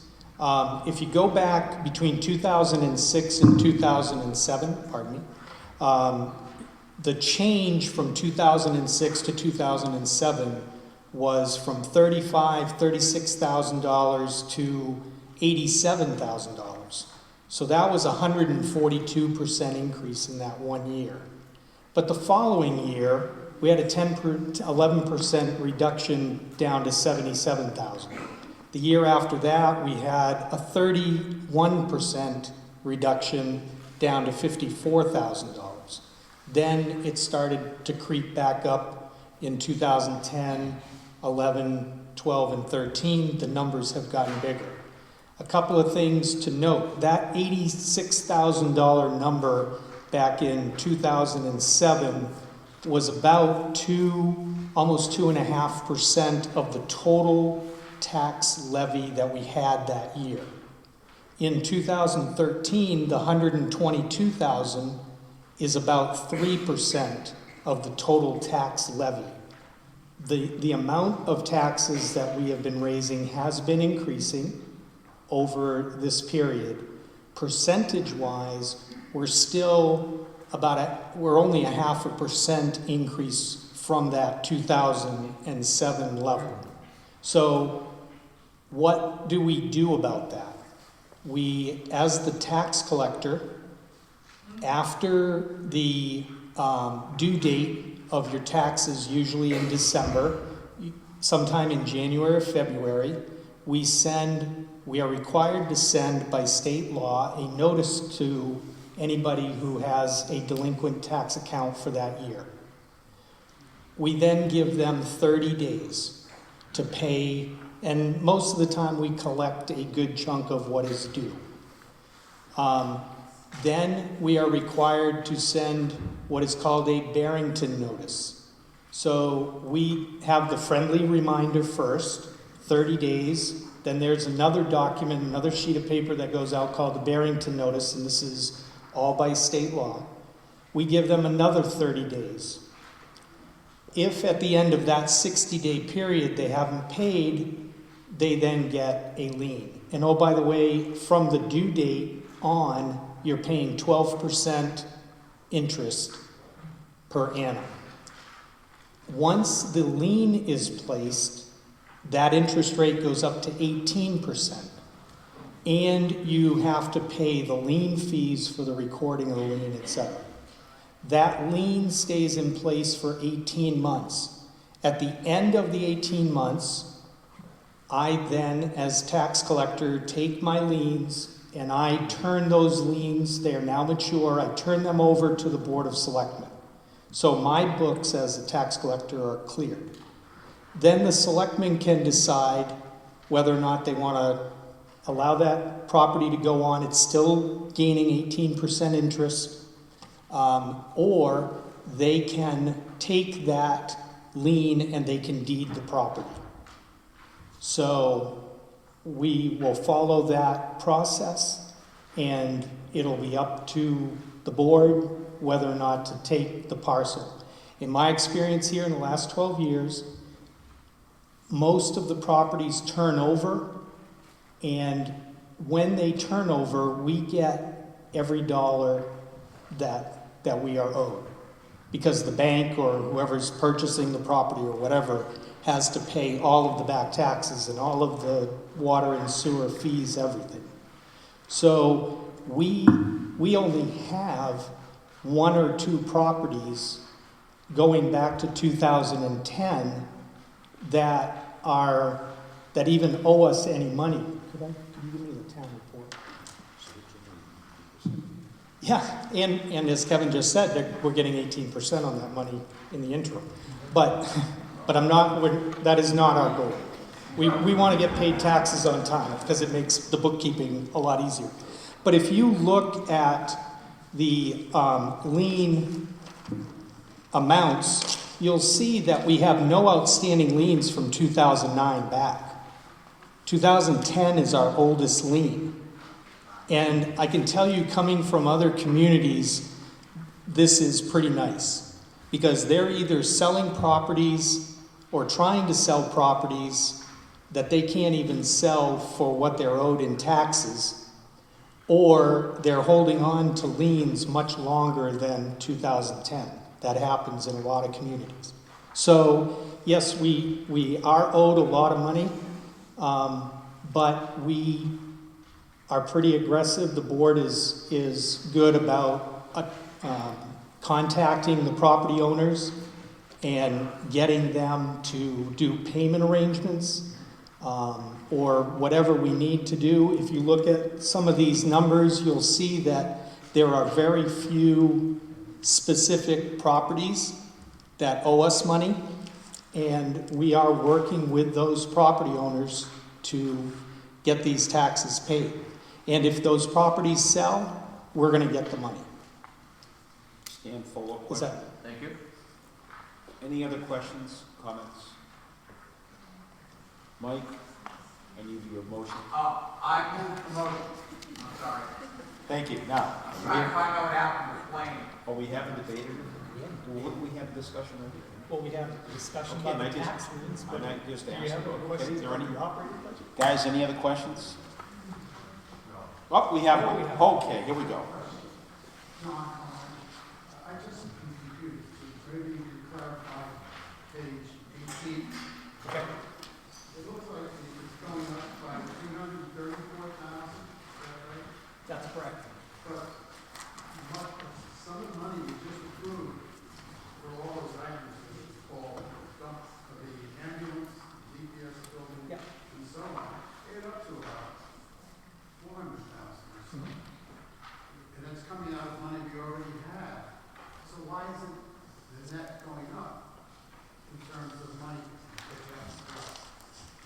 Good question, John. So the question was, why, if we've approved $400,000, whatever it is we've approved so far, I think it's 405,000, why is the increase only 344? And that's because you voted to use $240,000 from fund balance.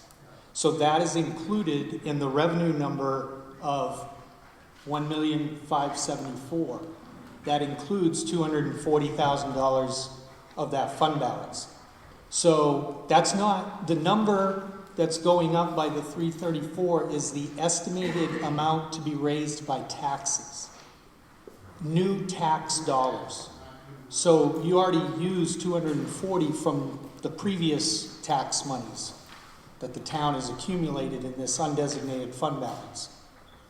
Okay, so that's part of it. Follow-up question? Any other questions? Yeah, one here. I'd just like to add, the other thing, operative word here, this is the estimated amount at this time to be raised by taxes. We diligently try to underspend dollars all the time. And to the extent that we don't spend money, we do not have to raise all of this. The tax setting doesn't happen until next September, and it could well be less than this number. Any other questions, discussion? Okay, now, Mike, we have a... I move the motion. Okay, second, we have a second. We have a second, okay. So the motion is, the motion is to end debate. Those in favor of any debate? Those opposed? Okay, debate is ended. The motion before you is to see if the town will vote to raise and appropriate the sum of $3,698,270 for general municipal operations. This article does not include appropriations from any of the preceding articles. Those in favor? Opposed? The motion carries. Before we go on to the next article, I want to read the results of the ballot vote on Article 2. The vote was 63 yeses, 4 noes. That ballot vote, Article 2 passes. Do I hear a motion for Article 9? Oh, no. Hold on, I'm sorry.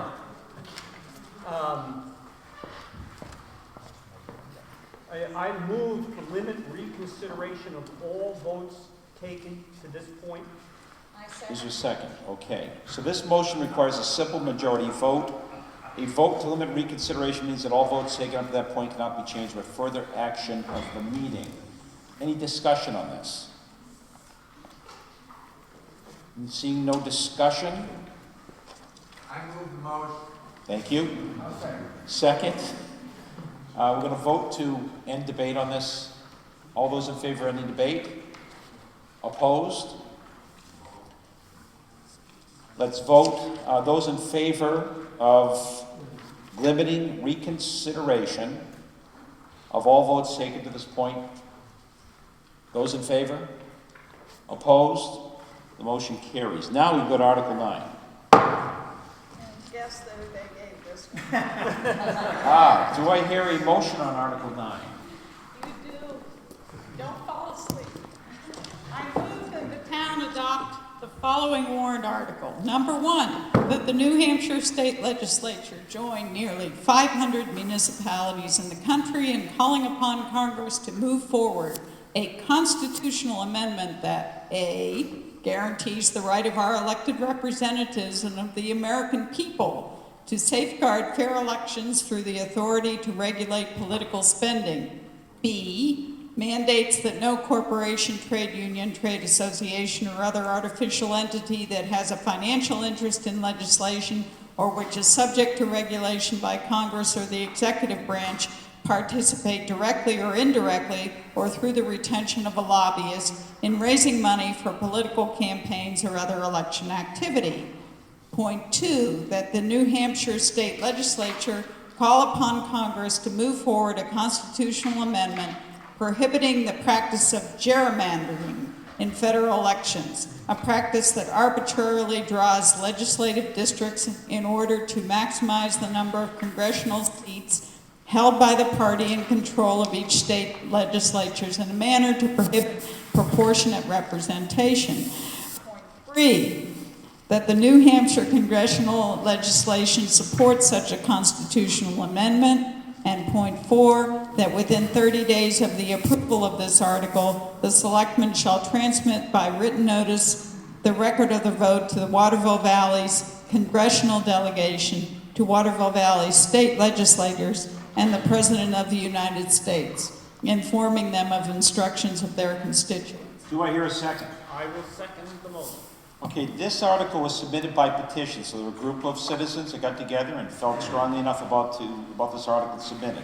This warrant article proposes that the selectmen convey to Waterville Valley's elected representatives that Waterville Valley's town meeting supported a constitutional amendment, both state and federal, that would, number 1, enable the overturning of the Supreme Court's Citizen United decision allowing almost unlimited campaign contributions and influence by non-voters, including corporations and special interest groups, and eliminate the practice of single-party gerrymandering in favor of a bipartisan effort.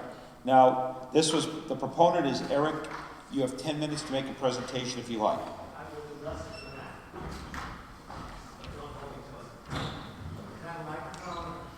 Oh, here comes a microphone. Thank you very much. It's a fine place to stand. Thank you for reading that, Margaret. I'll try to speak in less time than it took you to read it. I'm not going to try to persuade anybody here about the influence of money on politics. Either you think it's a corrosive effect on what is happening in Washington or you don't. It stands in stark contrast to what we do with this very open and publicly spirited and non-financially influenced town meeting. And wouldn't it be nice if that were happening in Washington? This is part of an organized effort by more than 50 towns across New Hampshire today to try to make our voices heard on the need for a constitutional amendment. There are really 3 parts of this proposal. The first part has to do with the overturning of Citizens United. I think everybody here knows what that involved. In 2008, the Supreme Court issued its decision, which effectively overturned sections of the McCain-Feingold Campaign Finance Reform Act that had precluded corporations and artificial entities from making contributions directly to political action committees. Since the passage of Citizens United, the amount of independent political spending to super PACs has tripled to more than $1 billion in the last election cycle, most of which came from trade unions and corporations, approximately 600 million of that. So this first part of it, I would suggest that if it's acceptable to you, Mr. Moderator, that the component of this resolution be divided into 3 different areas. The first part would give Congress back the authority to regulate political spending by corporations, trade unions, and artificial entities into so-called independent super PACs. That's the first part. It would restore Congress's right to regulate that. And again, I would move that, if I'm allowed to make a motion, that the resolution be divided into 3 separate parts because they are quite different. Well, as a point of information, anything can be amended, so the motion, the warrant article is on the floor, and you could amend it, anyone can amend it however they wish. I would move to amend it into 3 parts so that we deal with each of the 3 substantive issues separately, because some people may not agree with all 3 but may support one. So that's my motion. Okay, well, in light of the fact that this is more than sort of advisory only, is it not? It's actually directing the selectmen to do something. Right. Yeah, can I So- just make I just have a point of information. Just give us a moment. I did ask town council what exactly this is going to mean. If you approve these things, what town council has recommended is that the Board of Selectmen put a cover letter on the minutes pointing out the fact that the vote was taken, not making a comment themselves on it unless they vote to do so, but simply send this as directed in the motion to these different entities. So if you approve it, that's what our town attorney has recommended that we do. Sandy. So you're saying this is just advisory? No, actually not. It's not advisory. It is the direction from town council to the board would be to just put a cover letter on that says exactly what it says here. Here's what was approved by our town meeting.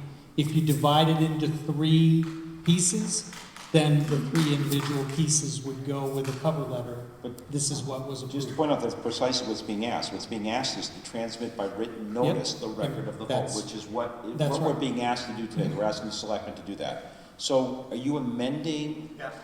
You're I'm amending. amending it to take up 1 and 3 substantive, I'm sorry. I'm amending this to take up, for the purposes of today's vote, the 3 sections differently. The first section of the resolution concerns the power of Congress to regulate elections, which would effectively overturn the Supreme Court's decision in Citizens United. So that's my motion. We have a point of order. In order to do that, that requires a constitutional amendment. Yes, it does. The Supreme Court's decision. Yes. To be clear, what you are recommending is you are recommending a constitutional amendment to do something, not just telling Congress to do something. No. There's 2 ways to amend the Constitution. The first is by 2/3 vote of Congress, 3/4 ratification by the state. The only other way to amend the Constitution is through a constitutional convention called by 3/4 of the states. This is a resolution asking Congress to adopt a constitutional amendment. We don't have the ability to adopt a constitutional amendment, unfortunately, here. Congress does, or a constitutional convention does. So you're making an amendment. I'm making an amendment to divide this into 3 different areas. Okay, so let's vote on that amendment to divide this into 3. So, is there a second? The motion, is there a second? There's a second. Okay, so the motion before you is to divide this into 3 sections, taking 3 separate votes, the results of which will be transmitted, the record of which will be transmitted to Waterville Valley's congressional delegation, state legislatures, the President of the United States, informing them of our decision here today. Those in favor, I'm sorry. Debate, okay. I don't, Jonas Lanigan, I don't see 3 pieces here. I see 2 pieces. I see basically the political funding and the gerrymandering. Look at 1B. 1B is different from 1A. 1B goes farther than 1A.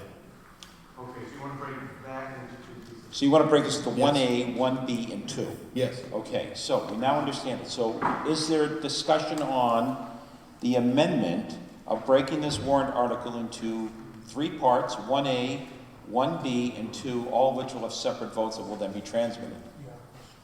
I have a question. Where's that question? We have a question. Okay, so I just wanted to clarify. So we're going to do 1A, including 3 and 4, and then 1B, 3 and 4. Exactly. And then 2. Okay, so the point that was just made is the vote will be on 1A, 3 and 4, 1B, 3 and 4, and 2, 3 and 4. Is there any further debate on this amendment? Seeing no debate, Mike, Bob, somebody? We have somebody's going to call the amendment. Call for a vote on the amendment. Do I hear a second? We have a second. Okay, we're voting on the amendment. Those in favor of amending this so that it's broken up into 3 parts, 1A, 1B, and 2, all with 3 and 4. Those in favor vote aye. Opposed? Okay, so the amendment carries. So we now are going to be able to look at this as 3 separate votes. You want to have discussion? Are we ready for discussion on 1A? Okay, discussion on 1A. Would anyone like to, does anybody have anything to say and thoughts on 1A? What do I hear? I'm hearing something. Call the vote. We're hearing a motion to call, so is there any, no debate? There's no debate? Because if there's any debate, we can't quite call it yet. Seeing no debate, we will vote on 1A. So that reads to see if the town will direct, let's see, to see if the town shall adopt the following warrant article, 1A, that the New Hampshire State Legislature join nearly 500 municipalities in the country in calling upon Congress to move forward a constitutional amendment that A, guarantees the right of our elected representatives, of the American people to safeguard fair elections through the authority to regulate political spending. Those in favor? Well, we're gonna do them one at a time. No, you're doing, I'm sorry, time Paragraphs out? 3 and 4. So now we're combining paragraphs, okay? 3 and 4. Okay, so, well, I'll read it anyway. So that's 1A, combined with that the New Hampshire congressional delegation support such a constitutional amendment, and that within 30 days of the approval of this article, the selectmen shall transmit by written notice a record of the vote to Waterville Valley's congressional delegation, to Waterville Valley state legislators, and the President of the United States, informing them of the instructions of their constituents. Now, that's what we're voting on. We're voting on 1A. 1A combined with 3 and 4. So for 1A, it's 1A, 3, and 4. Oh, we have something. Just a point on 3. It says, I'm sorry, yeah, on 3, the New Hampshire congressional legislation. It should be delegation.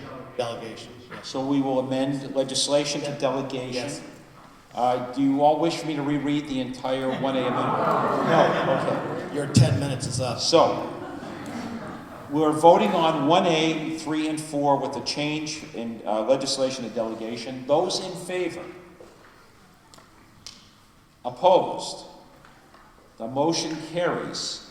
Now, the next part of the amendment is? The overturning of Citizens United does not affect other forms of necessary campaign finance reform. 1B goes farther, and it's a relatively simple proposition.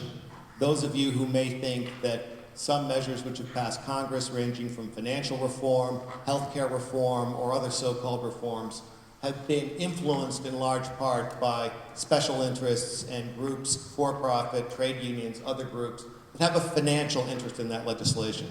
So this proposal, which does go farther than the matter that you just voted on, would preclude artificial entities, corporations, trade unions that have a direct financial interest in legislation pending before Congress from using their financial resources either directly or through a lobbyist to engage in electioneering activity.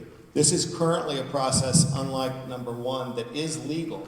People get together and bundle huge amounts of money, lobbyists, for example, in order to influence legislation and make contributions to candidates. This would go further than existing law and prohibit such activities. We have a question? There's a question. And who's going to oversee? Are we creating enough bureaucracy to oversee that this doesn't happen? Well, we have the Federal Elections Commission right now, and it would naturally fall under their jurisdiction. It's really no more difficult to enforce than other campaign finance regulations. Let me put it to you this way. In 1974, $77 million was spent on congressional races. In 2010, that figure increased to $1.8 billion. If you are concerned, if you believe that the influence of money affects the outcome of public policy decisions, this may be something that you're interested in.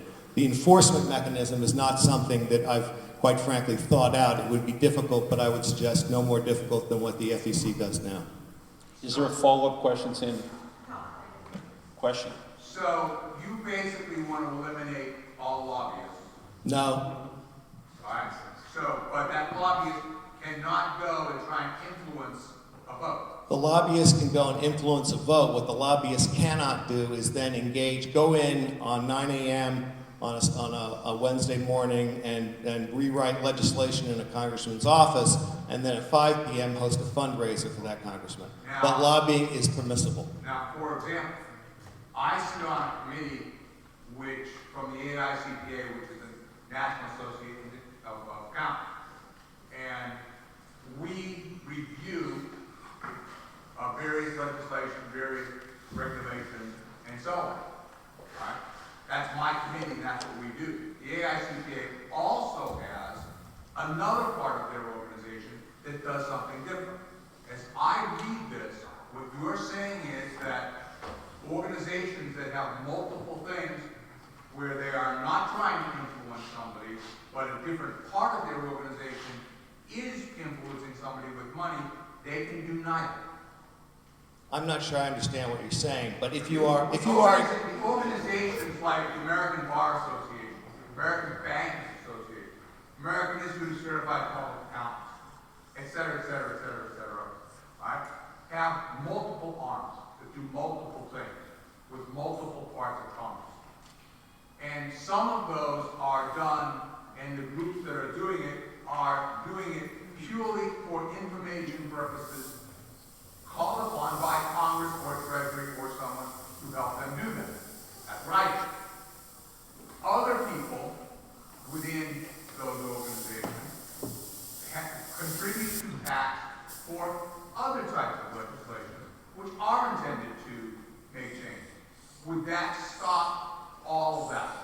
If the organization, the AICPA or the Banking Association or the Trade Union, the National Teachers Association, National Education Association is involved in trying to influence legislation, it would then be precluded, all of it, okay, that entity from engaging directly or indirectly in raising funds for congressional elections, yes.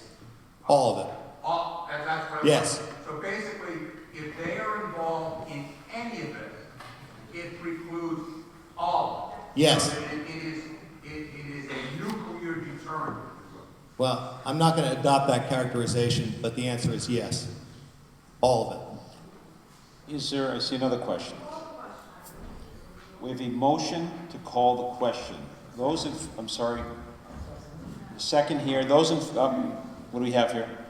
Is that a second? Yes. Well, I can't, time out, we have a motion that we have to vote on. We have a motion before us that was seconded to end debate. So the question before you is, do you want to end debate? We have someone that wants to talk further. So those in favor of ending debate, and at this point, which would preclude Gene from speaking, vote yes. Those opposed, no. Okay, the motion fails. Gene.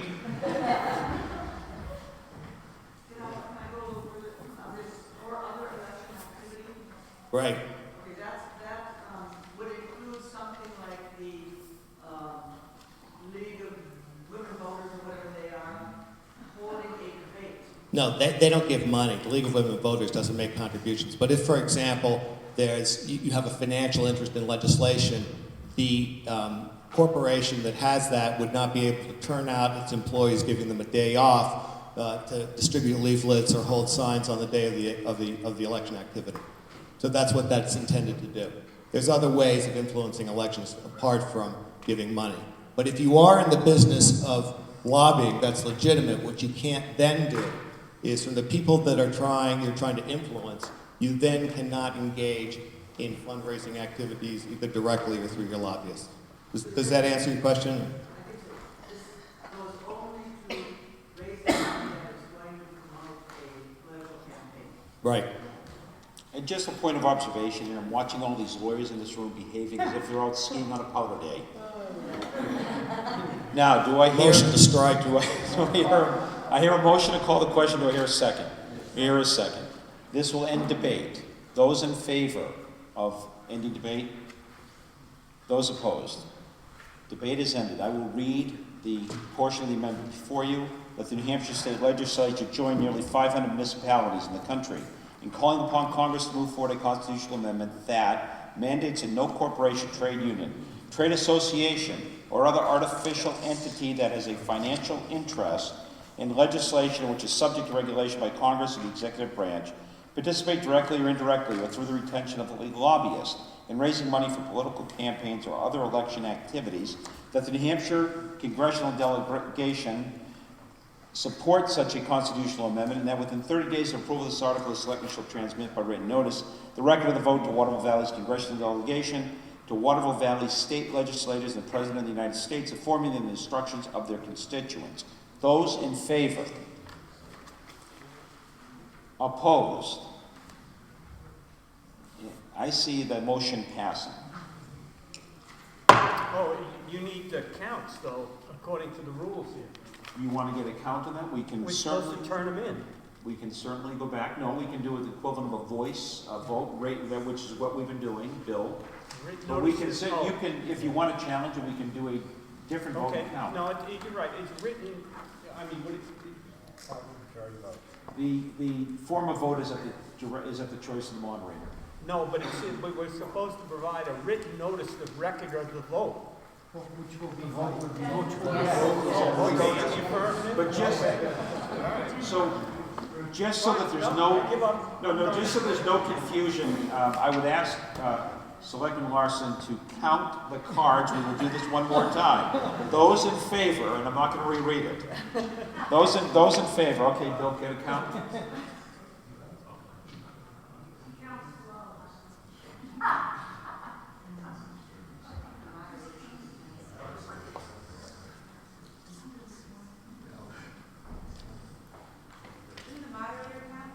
It's okay, I can't count that high.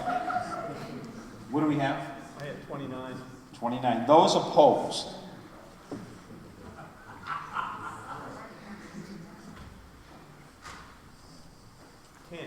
Ten. The motion passes 29-10.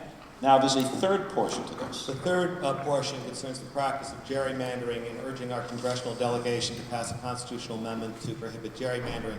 This is not something that directly affects New Hampshire. We only have 2 elected congressmen, but we do have an interest, obviously, in what happens in the rest of the country.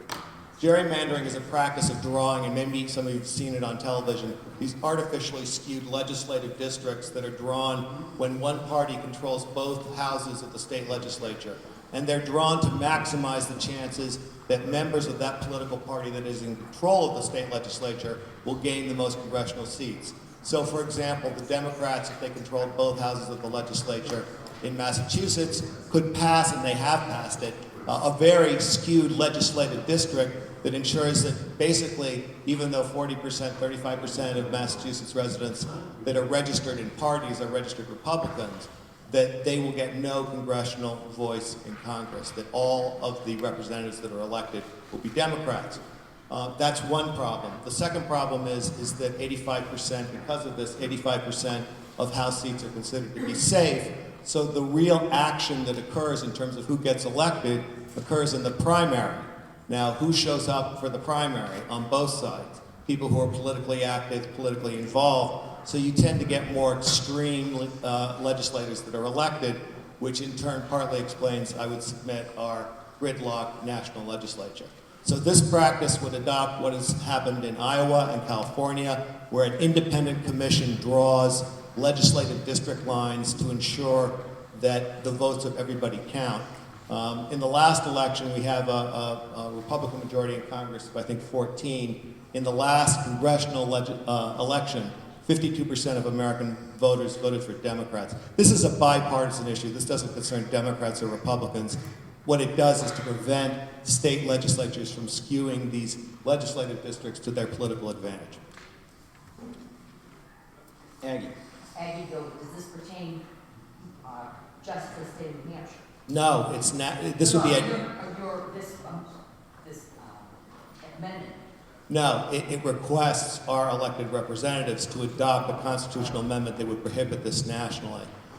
This is in the Constitution, that states have the right to draw their own legislative districts, so this has to be done by a constitutional amendment. Anyone else?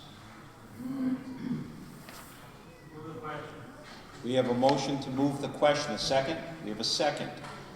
Those in favor of any debate on this amendment? Opposed? The motion carries. So, the motion before you is that the New Hampshire State Legislature call upon Congress to move forward a constitutional amendment prohibiting the practice of gerrymandering in federal elections, a practice that arbitrarily draws legislative districts in order to maximize the number of congressional seats held by the party control of each state legislature in a manner to prohibit proportionate representation, that the New Hampshire congressional delegation support such a constitutional amendment, that within 30 days the approval of this article, the selectmen shall transmit by written notice of record of the vote to Waterville Valley's congressional delegation, to Waterville Valley state legislators and the President of the United States, informing them of the instructions of their constituents. Those in favor? Are you counting, Bill? Or we? It's a lot. Okay, it's a lot. Opposed? Okay. The motion carries. Do I hear a motion on Article 10? I think you're supposed to read ours. I'm supposed to read, okay, well, we do not have any reports of appointed agents, auditors, or committee officers established at previous town meetings. Are there any motions on this article? Hearing none, we will move on to the next article. Article 11. Do I hear a motion on Article 11, or am I just asking this question? I'm reading it. I'll move it. Is there any other business to come before this meeting? Do we hear a second? Second, Marilyn? No? Okay, the second is where? I just need a second. We have a second, okay, so what other business do we have? Marilyn, you've been recognized. Maybe that microphone?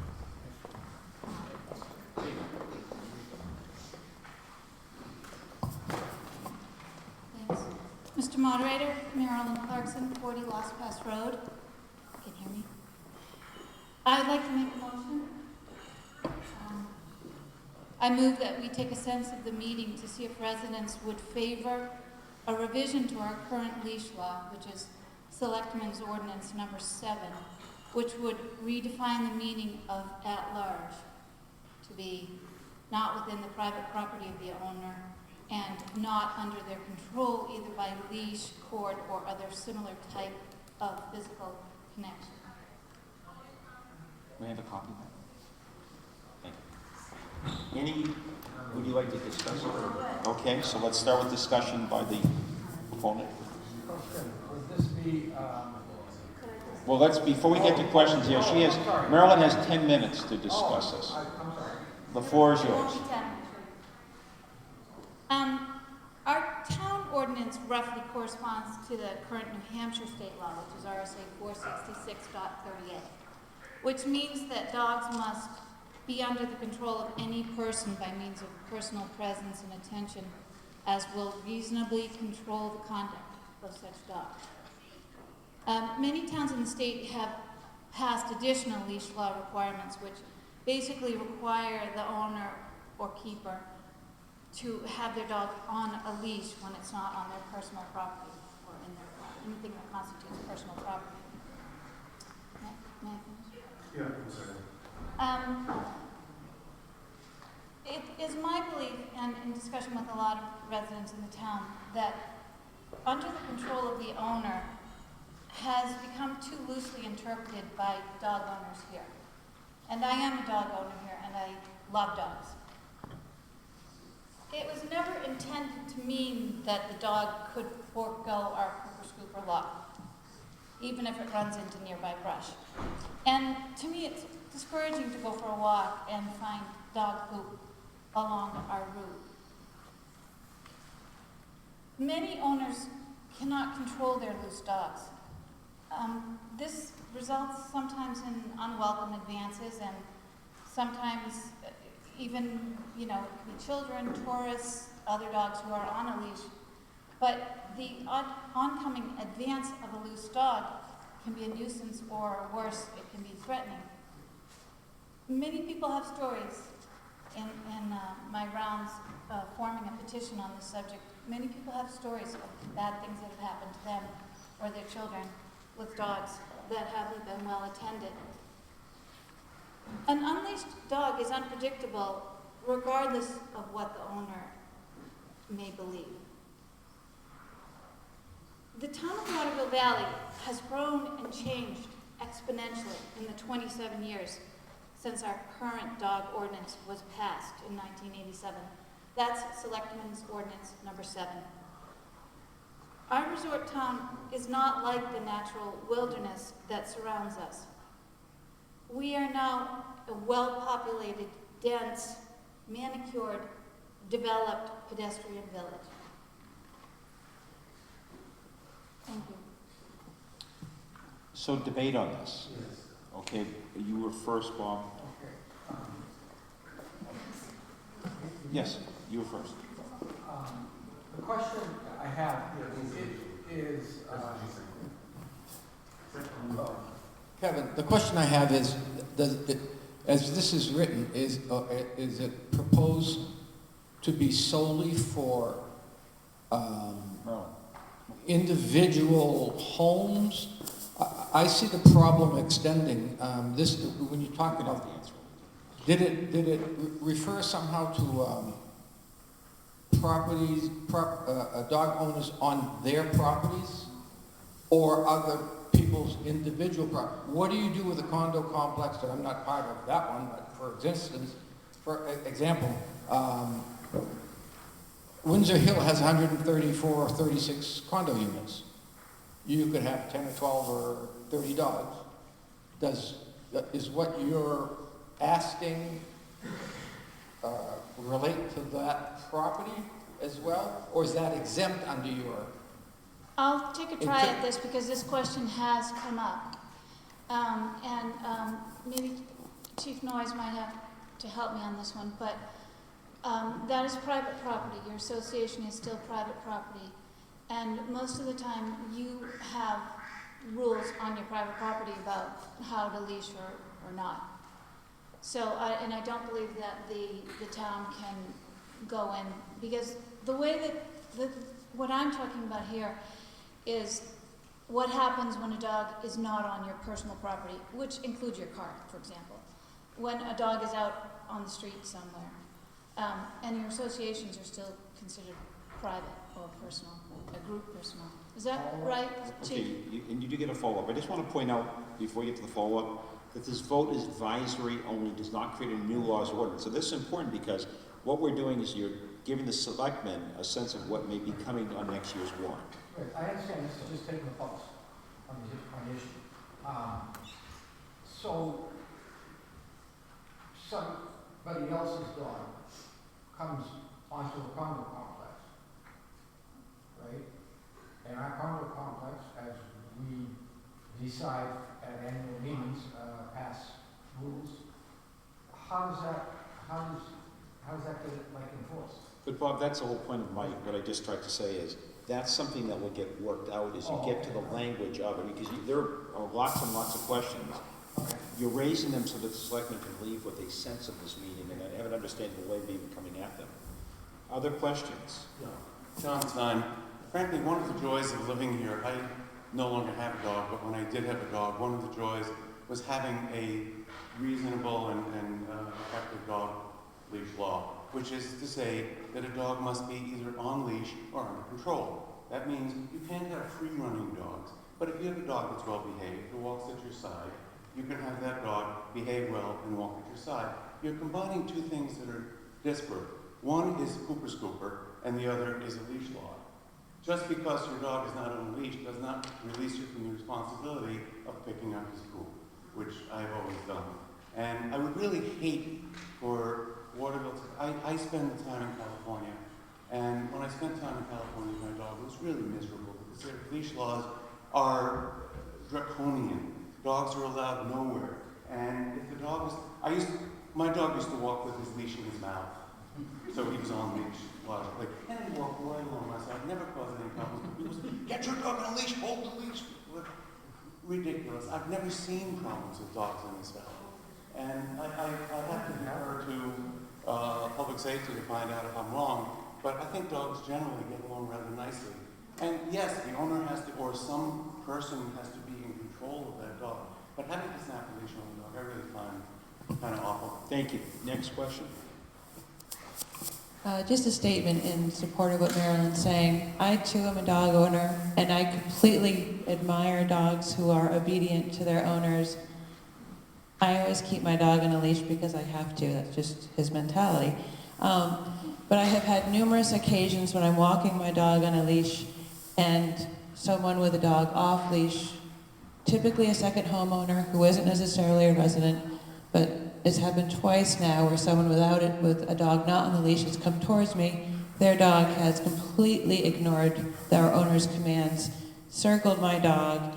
I have had to have been the one on both occasions to hold my 75-pound dog at bay while grabbing onto their dog's collar, not knowing how they would respond to that so the owner could get it back under control. I get it. I love dogs. The dogs that are under control are wonderful, but there are people unfortunately, who take advantage of the situation and do not control their dogs. Thank you. I saw some other questions. Did I see one over there? Yes. Or statements.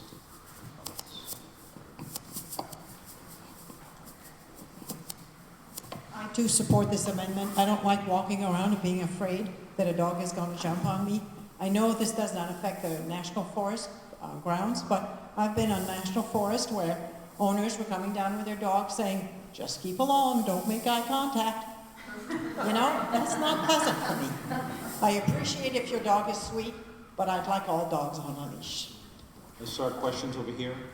The young lady in the purple. Ma'am?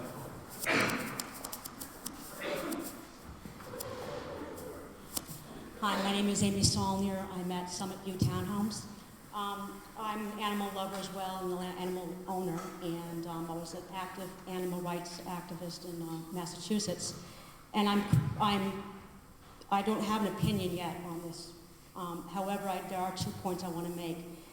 Not only is the leash law important for people, but it's important to protect the animals. I've seen a lot of animals that are running free on the trails, and I don't see the owners anywhere, and I'm thinking, aren't we in the middle of the National Forest? That can't be safe for the animal. So that's 1 point in favor of the leash law, since this is advisory. The second one, however, is we go to Packard's Field. We have an informal play group at Packard's Field on Saturdays, and there's no dog park here.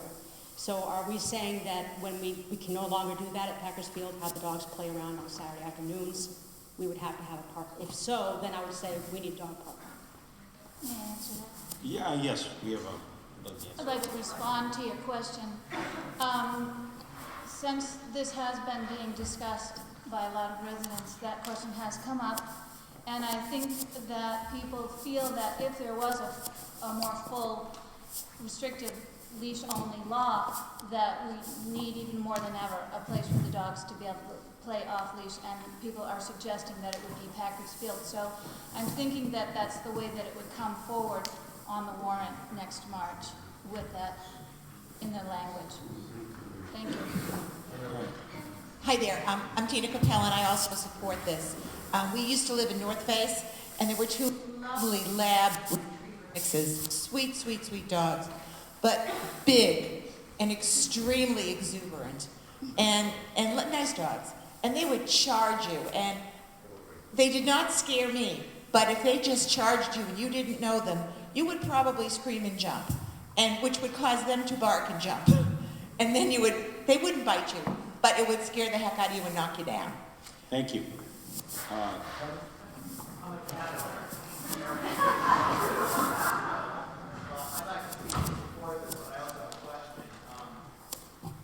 Where exactly within the town would your proposal apply? Would it apply, for example, to the trail that goes down from Town Square, down past those condos, over to Tecumseh Road? What is, or is that considered With national all due forest? respect, we've tried to point out a number of times here that all of those things will have to be determined.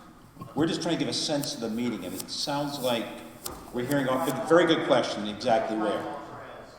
Within Waterville Valley, which is that your sense of where? And that's something that will be decided as if this actually goes. The sense of the meeting in terms of this very specific motion before us. I'm sorry, Margaret. As the owner of one of the most off-leash dogs in the valley, as well as the one who stays on leash almost all the time, I just want to echo what the gentleman in blue was saying, that this is a very unique place, and this is really a joy to be able to take your dog out and have that dog, if they are well behaved, be able to run. And I would also say that if you've read anything about dogs and dog behavior, you're far more likely to have a dog incident with a dog on leash, because when you have a dog on leash, it forces them to face into the dog that is coming towards them, and they are much more likely to react. If you watch dogs, they don't normally face each other head on. They kind of come in from the side, circle around, that kind of thing. One other thing, let me just ask, can somebody from public safety put some facts around how much of a problem we really have with our existing leash law? How many complaints have we had? I can look at the last year, you can look in the town report. Out of the last 12 months, over 700 calls for service, we had 9 dog complaints. Thank you. Seth, Margaret? One other thing, how many of those dogs were residents of the valley? Offhand, I couldn't tell you, but we do deal with, the majority of the complaints are not the residents. And if they are, they're not getting reported. Thank you. I can appreciate the reports that public safety gets. However, I believe the majority of people don't report it because it's their neighbor or somebody they know. I don't want to get into storytelling, but I've been with my grandkids by a dog, same dog, I jumped on twice. One time I had to grab the dog by the collar, and it was 60 pounds, and hold it up in the air. And I was on my property. So I don't physically care for them. Now I've had a couple of dogs, I've had cats, dogs. I like animals. I don't like them doing the things sometimes that they do, and I don't have a way to control that. Bob. So I'd like to see some kind of consensus to go to the selectmen or wherever it's got to go to. Okay. And I take exception with the report of the 9. I believe the report. I'm just saying, people don't report this stuff. I see a couple of new hands, and before we go back to somebody that hasn't spoken yet, I see one over here, and I see one over here. So you're first and you're second. That would be, yes. Tom. Deal with this issue. So that's my opinion. Thank you. And over here? Oh, wait, behind you. We haven't heard from him yet. Yeah. Hi, my name is... We'll give you both a chance. You all get a chance. My name is Rich Rita. I just moved here with my wife from Washington. It's very fascinating to be part of this. Thank you. Welcome. Thank you very much. I do find it also fascinating, just to segue very quickly, that we seem to spend less time on something that really matters to us directly, like $3.7 million in the budget than on letters to congressmen and so forth. But my own personal opinion. On this question, if I can ask Marilyn something. Marilyn, did I get it? Yes. Right? Thank you. Any good law, and I know that the specifics have to be worked out, but any good law has to have a reasonable or a good enforcement mechanism. What kind of enforcement mechanism do you envision here, and what impact do you think that's going to have on our public safety administration and their ability to deal with this as well as other aspects of this? Changing the law seems to be quite big. I think that's a very good question, one that we've already tossed around a lot. I don't think the answer is clear to that, but I think in the way this simplifies the law so that it's leash only. Your dog's either on a leash or they're out of compliance. So I think that in a small town like ours, the residents tend to police as much as the police. And that's one of the joys of being in a small village. So I think that people will speak up and say, please put your dog back on a leash. That's not allowed in this village. And so I think it may, but this is just my opinion, it may actually reduce the amount of enforcement required when people understand. Because right now, we don't understand what having your dog under control is all about. And when I say to somebody, please call your dog because it's charging me and my dog on a leash, and they say, oh, he's friendly, I start to shake because I know that means they can't control their dog. And to Mr. Steen, you are probably a responsible dog owner, and in a way, this is punitive to those owners who are responsible.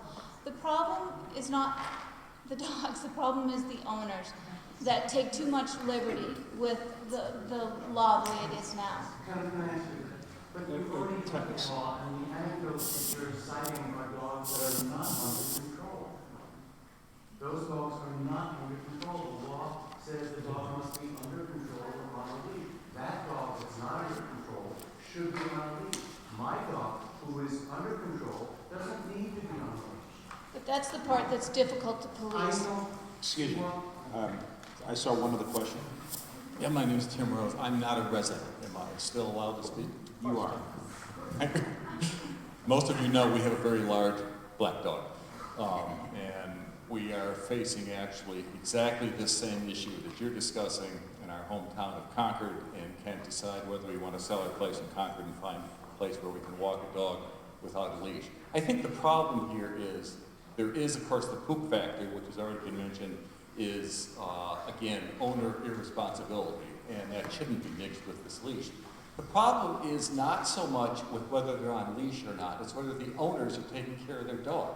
And it seems to me there ought to be some way of legislating something which says you blame the owner and the owner is responsible without necessarily making it so simple as to say leash or not leash. I think that's kind of a cop-out, and I'd like to think that in a small town like this, you would be in a situation where a neighbor would be willing to come up and say, you know, I feel really pestered by this dog, I'm afraid of this dog, would you please take care of it? And if they do not, then say, well, then we have to do some legal action. But it seems to me, just saying, not on a leash, therefore, that's the problem, I don't think that's what the problem is.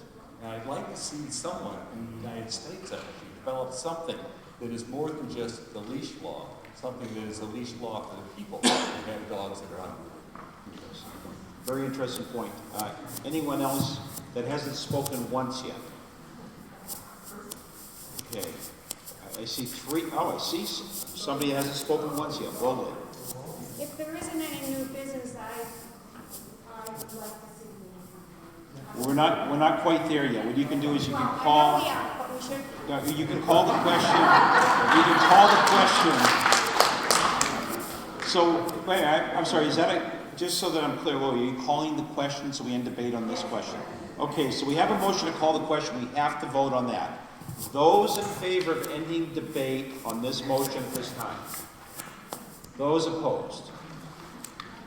Okay, debate has ended, so we're coming to a vote. So the vote on the motion is to get a sense of the meeting, to see if residents would favor a revision to our current leash law, Selectmen's Ordinance Number 7, which will redefine the meaning of at-large to be not within the private property of the owner or keeper, not under their control either by leash, cord, or other similar type of physical connection. Yeah, I will. Yeah, but Those in favor, raise your cards. Bill, can you get a count? Yeah, let's get a count. Let's get a count.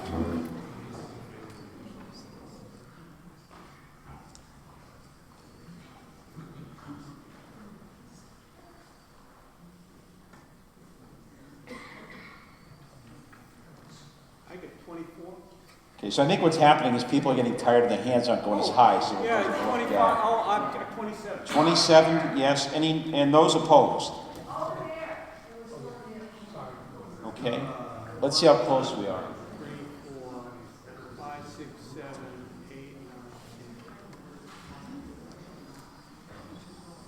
10. I got 15. Okay, so the motion carries 27 to 15. Under Article 11, is there any new business that anyone would like to raise? Ray?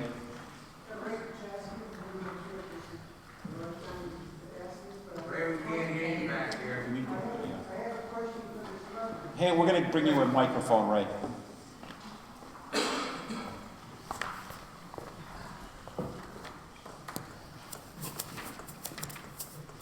It's Ray Kachowski, and I'm not sure if this is the proper time, but I have a question for the selectmen. Can they please give us an update on the Stone property situation? Mark will give it to you. He had the correspondence.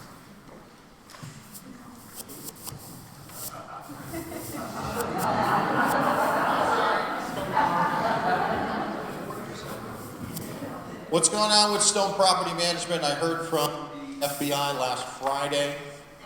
They are still working with the bankruptcy attorneys, and they're in their final stages of coming up with a loss number, how that relates to sentencing. So they were very close to an indictment, They believe that the numbers, that there's no disparity between the losses between the bankruptcy, what the bankruptcy folks are saying, and what their numbers actually say. The sentencing guidelines that the federal government has, a few $1,000 really doesn't matter. So they said that they are very close, as long as the numbers aren't too far apart. They're very close to having a negotiated plea for at least one individual, and that should be coming up very soon for indictment. Thank you very much. Anyone else with any business before the meeting? Before you do, I just want to make sure that we've given people an opportunity, if they have new business, they have any business. Any other new business before we take a motion? Before we seek a motion to adjourn, is it? Any new business? New business? Just have a question. Yes. Last year, Marilyn Carson, last year at town meeting, we appropriated $400,000, I think, for the Stone Property Management building if that came up for sale. And I recently heard that it was sold. Yes, Which had nothing no, to do with it was an inside deal when no one was given a chance. High bidders were neglected to a previous existing deal that the bankruptcy trustee approved. Yeah. That will be examined by a lot of people. That motion is, well, first of all, that motion is lapsed. Our authority is now gone because it was time set. Secondly, it had to be in the compelling interest of the town in order for us to make a bid. We could find at the time that we had heard about it, no compelling self-interest of why the town at that time would want to make a bid. Thank you. Is there any other new business to be brought before the meeting? Yes. Yes, we have. Phil, what if we, and I completely respect everything you say, because I have great respect for you, but what if we want to renew that $400,000? Is that something you can do? Not now. Yes. My understanding. Please direct the question here. My understanding is that that sale is being contested. It may very well be, but if the ability of the selectmen, and I'll let you answer this, but it's if the ability of the selectmen. I'll see you next March. You can come up with a warrant article to renew it. Prior to then, there's nothing you can do under state law. Am I correct, Mark? There's really, I mean, even a special town meeting would do it, right? Well, we'd have to get permission from the court. I would have to get permission from the state. I mean, there's all kinds So of you are hurdles saying, to do it. just so I'm clear, you are saying there is a mechanism, and that mechanism may be a special town meeting if given permission by the state. If given permission by the state, which they're not likely to give. But that's not the point. The point is that, the question is there something that we can do to renew that? And the answer is there is. Yeah. If we were to pursue a special town meeting and if it were to be granted. Right. Okay. And it's only the town that can, at one of these meetings, grant that authorization. I understand that in the town, and someday, next time I see you, you and I can talk. And do you have a follow-up, excuse me, do you have a follow-up question? No, next time I see Bill. Okay. Moving on, is there anyone else here bringing new business before this meeting? Aggie, you're good? I would like to move then that we adjourn the deliberative session portion of town meeting. Do we hear a second? Second, okay. The motion before you is that we adjourn the deliberative session portion of the town meeting. Those in favor? Opposed? The motion carries. I thank you very much for the privilege and the pleasure of being here.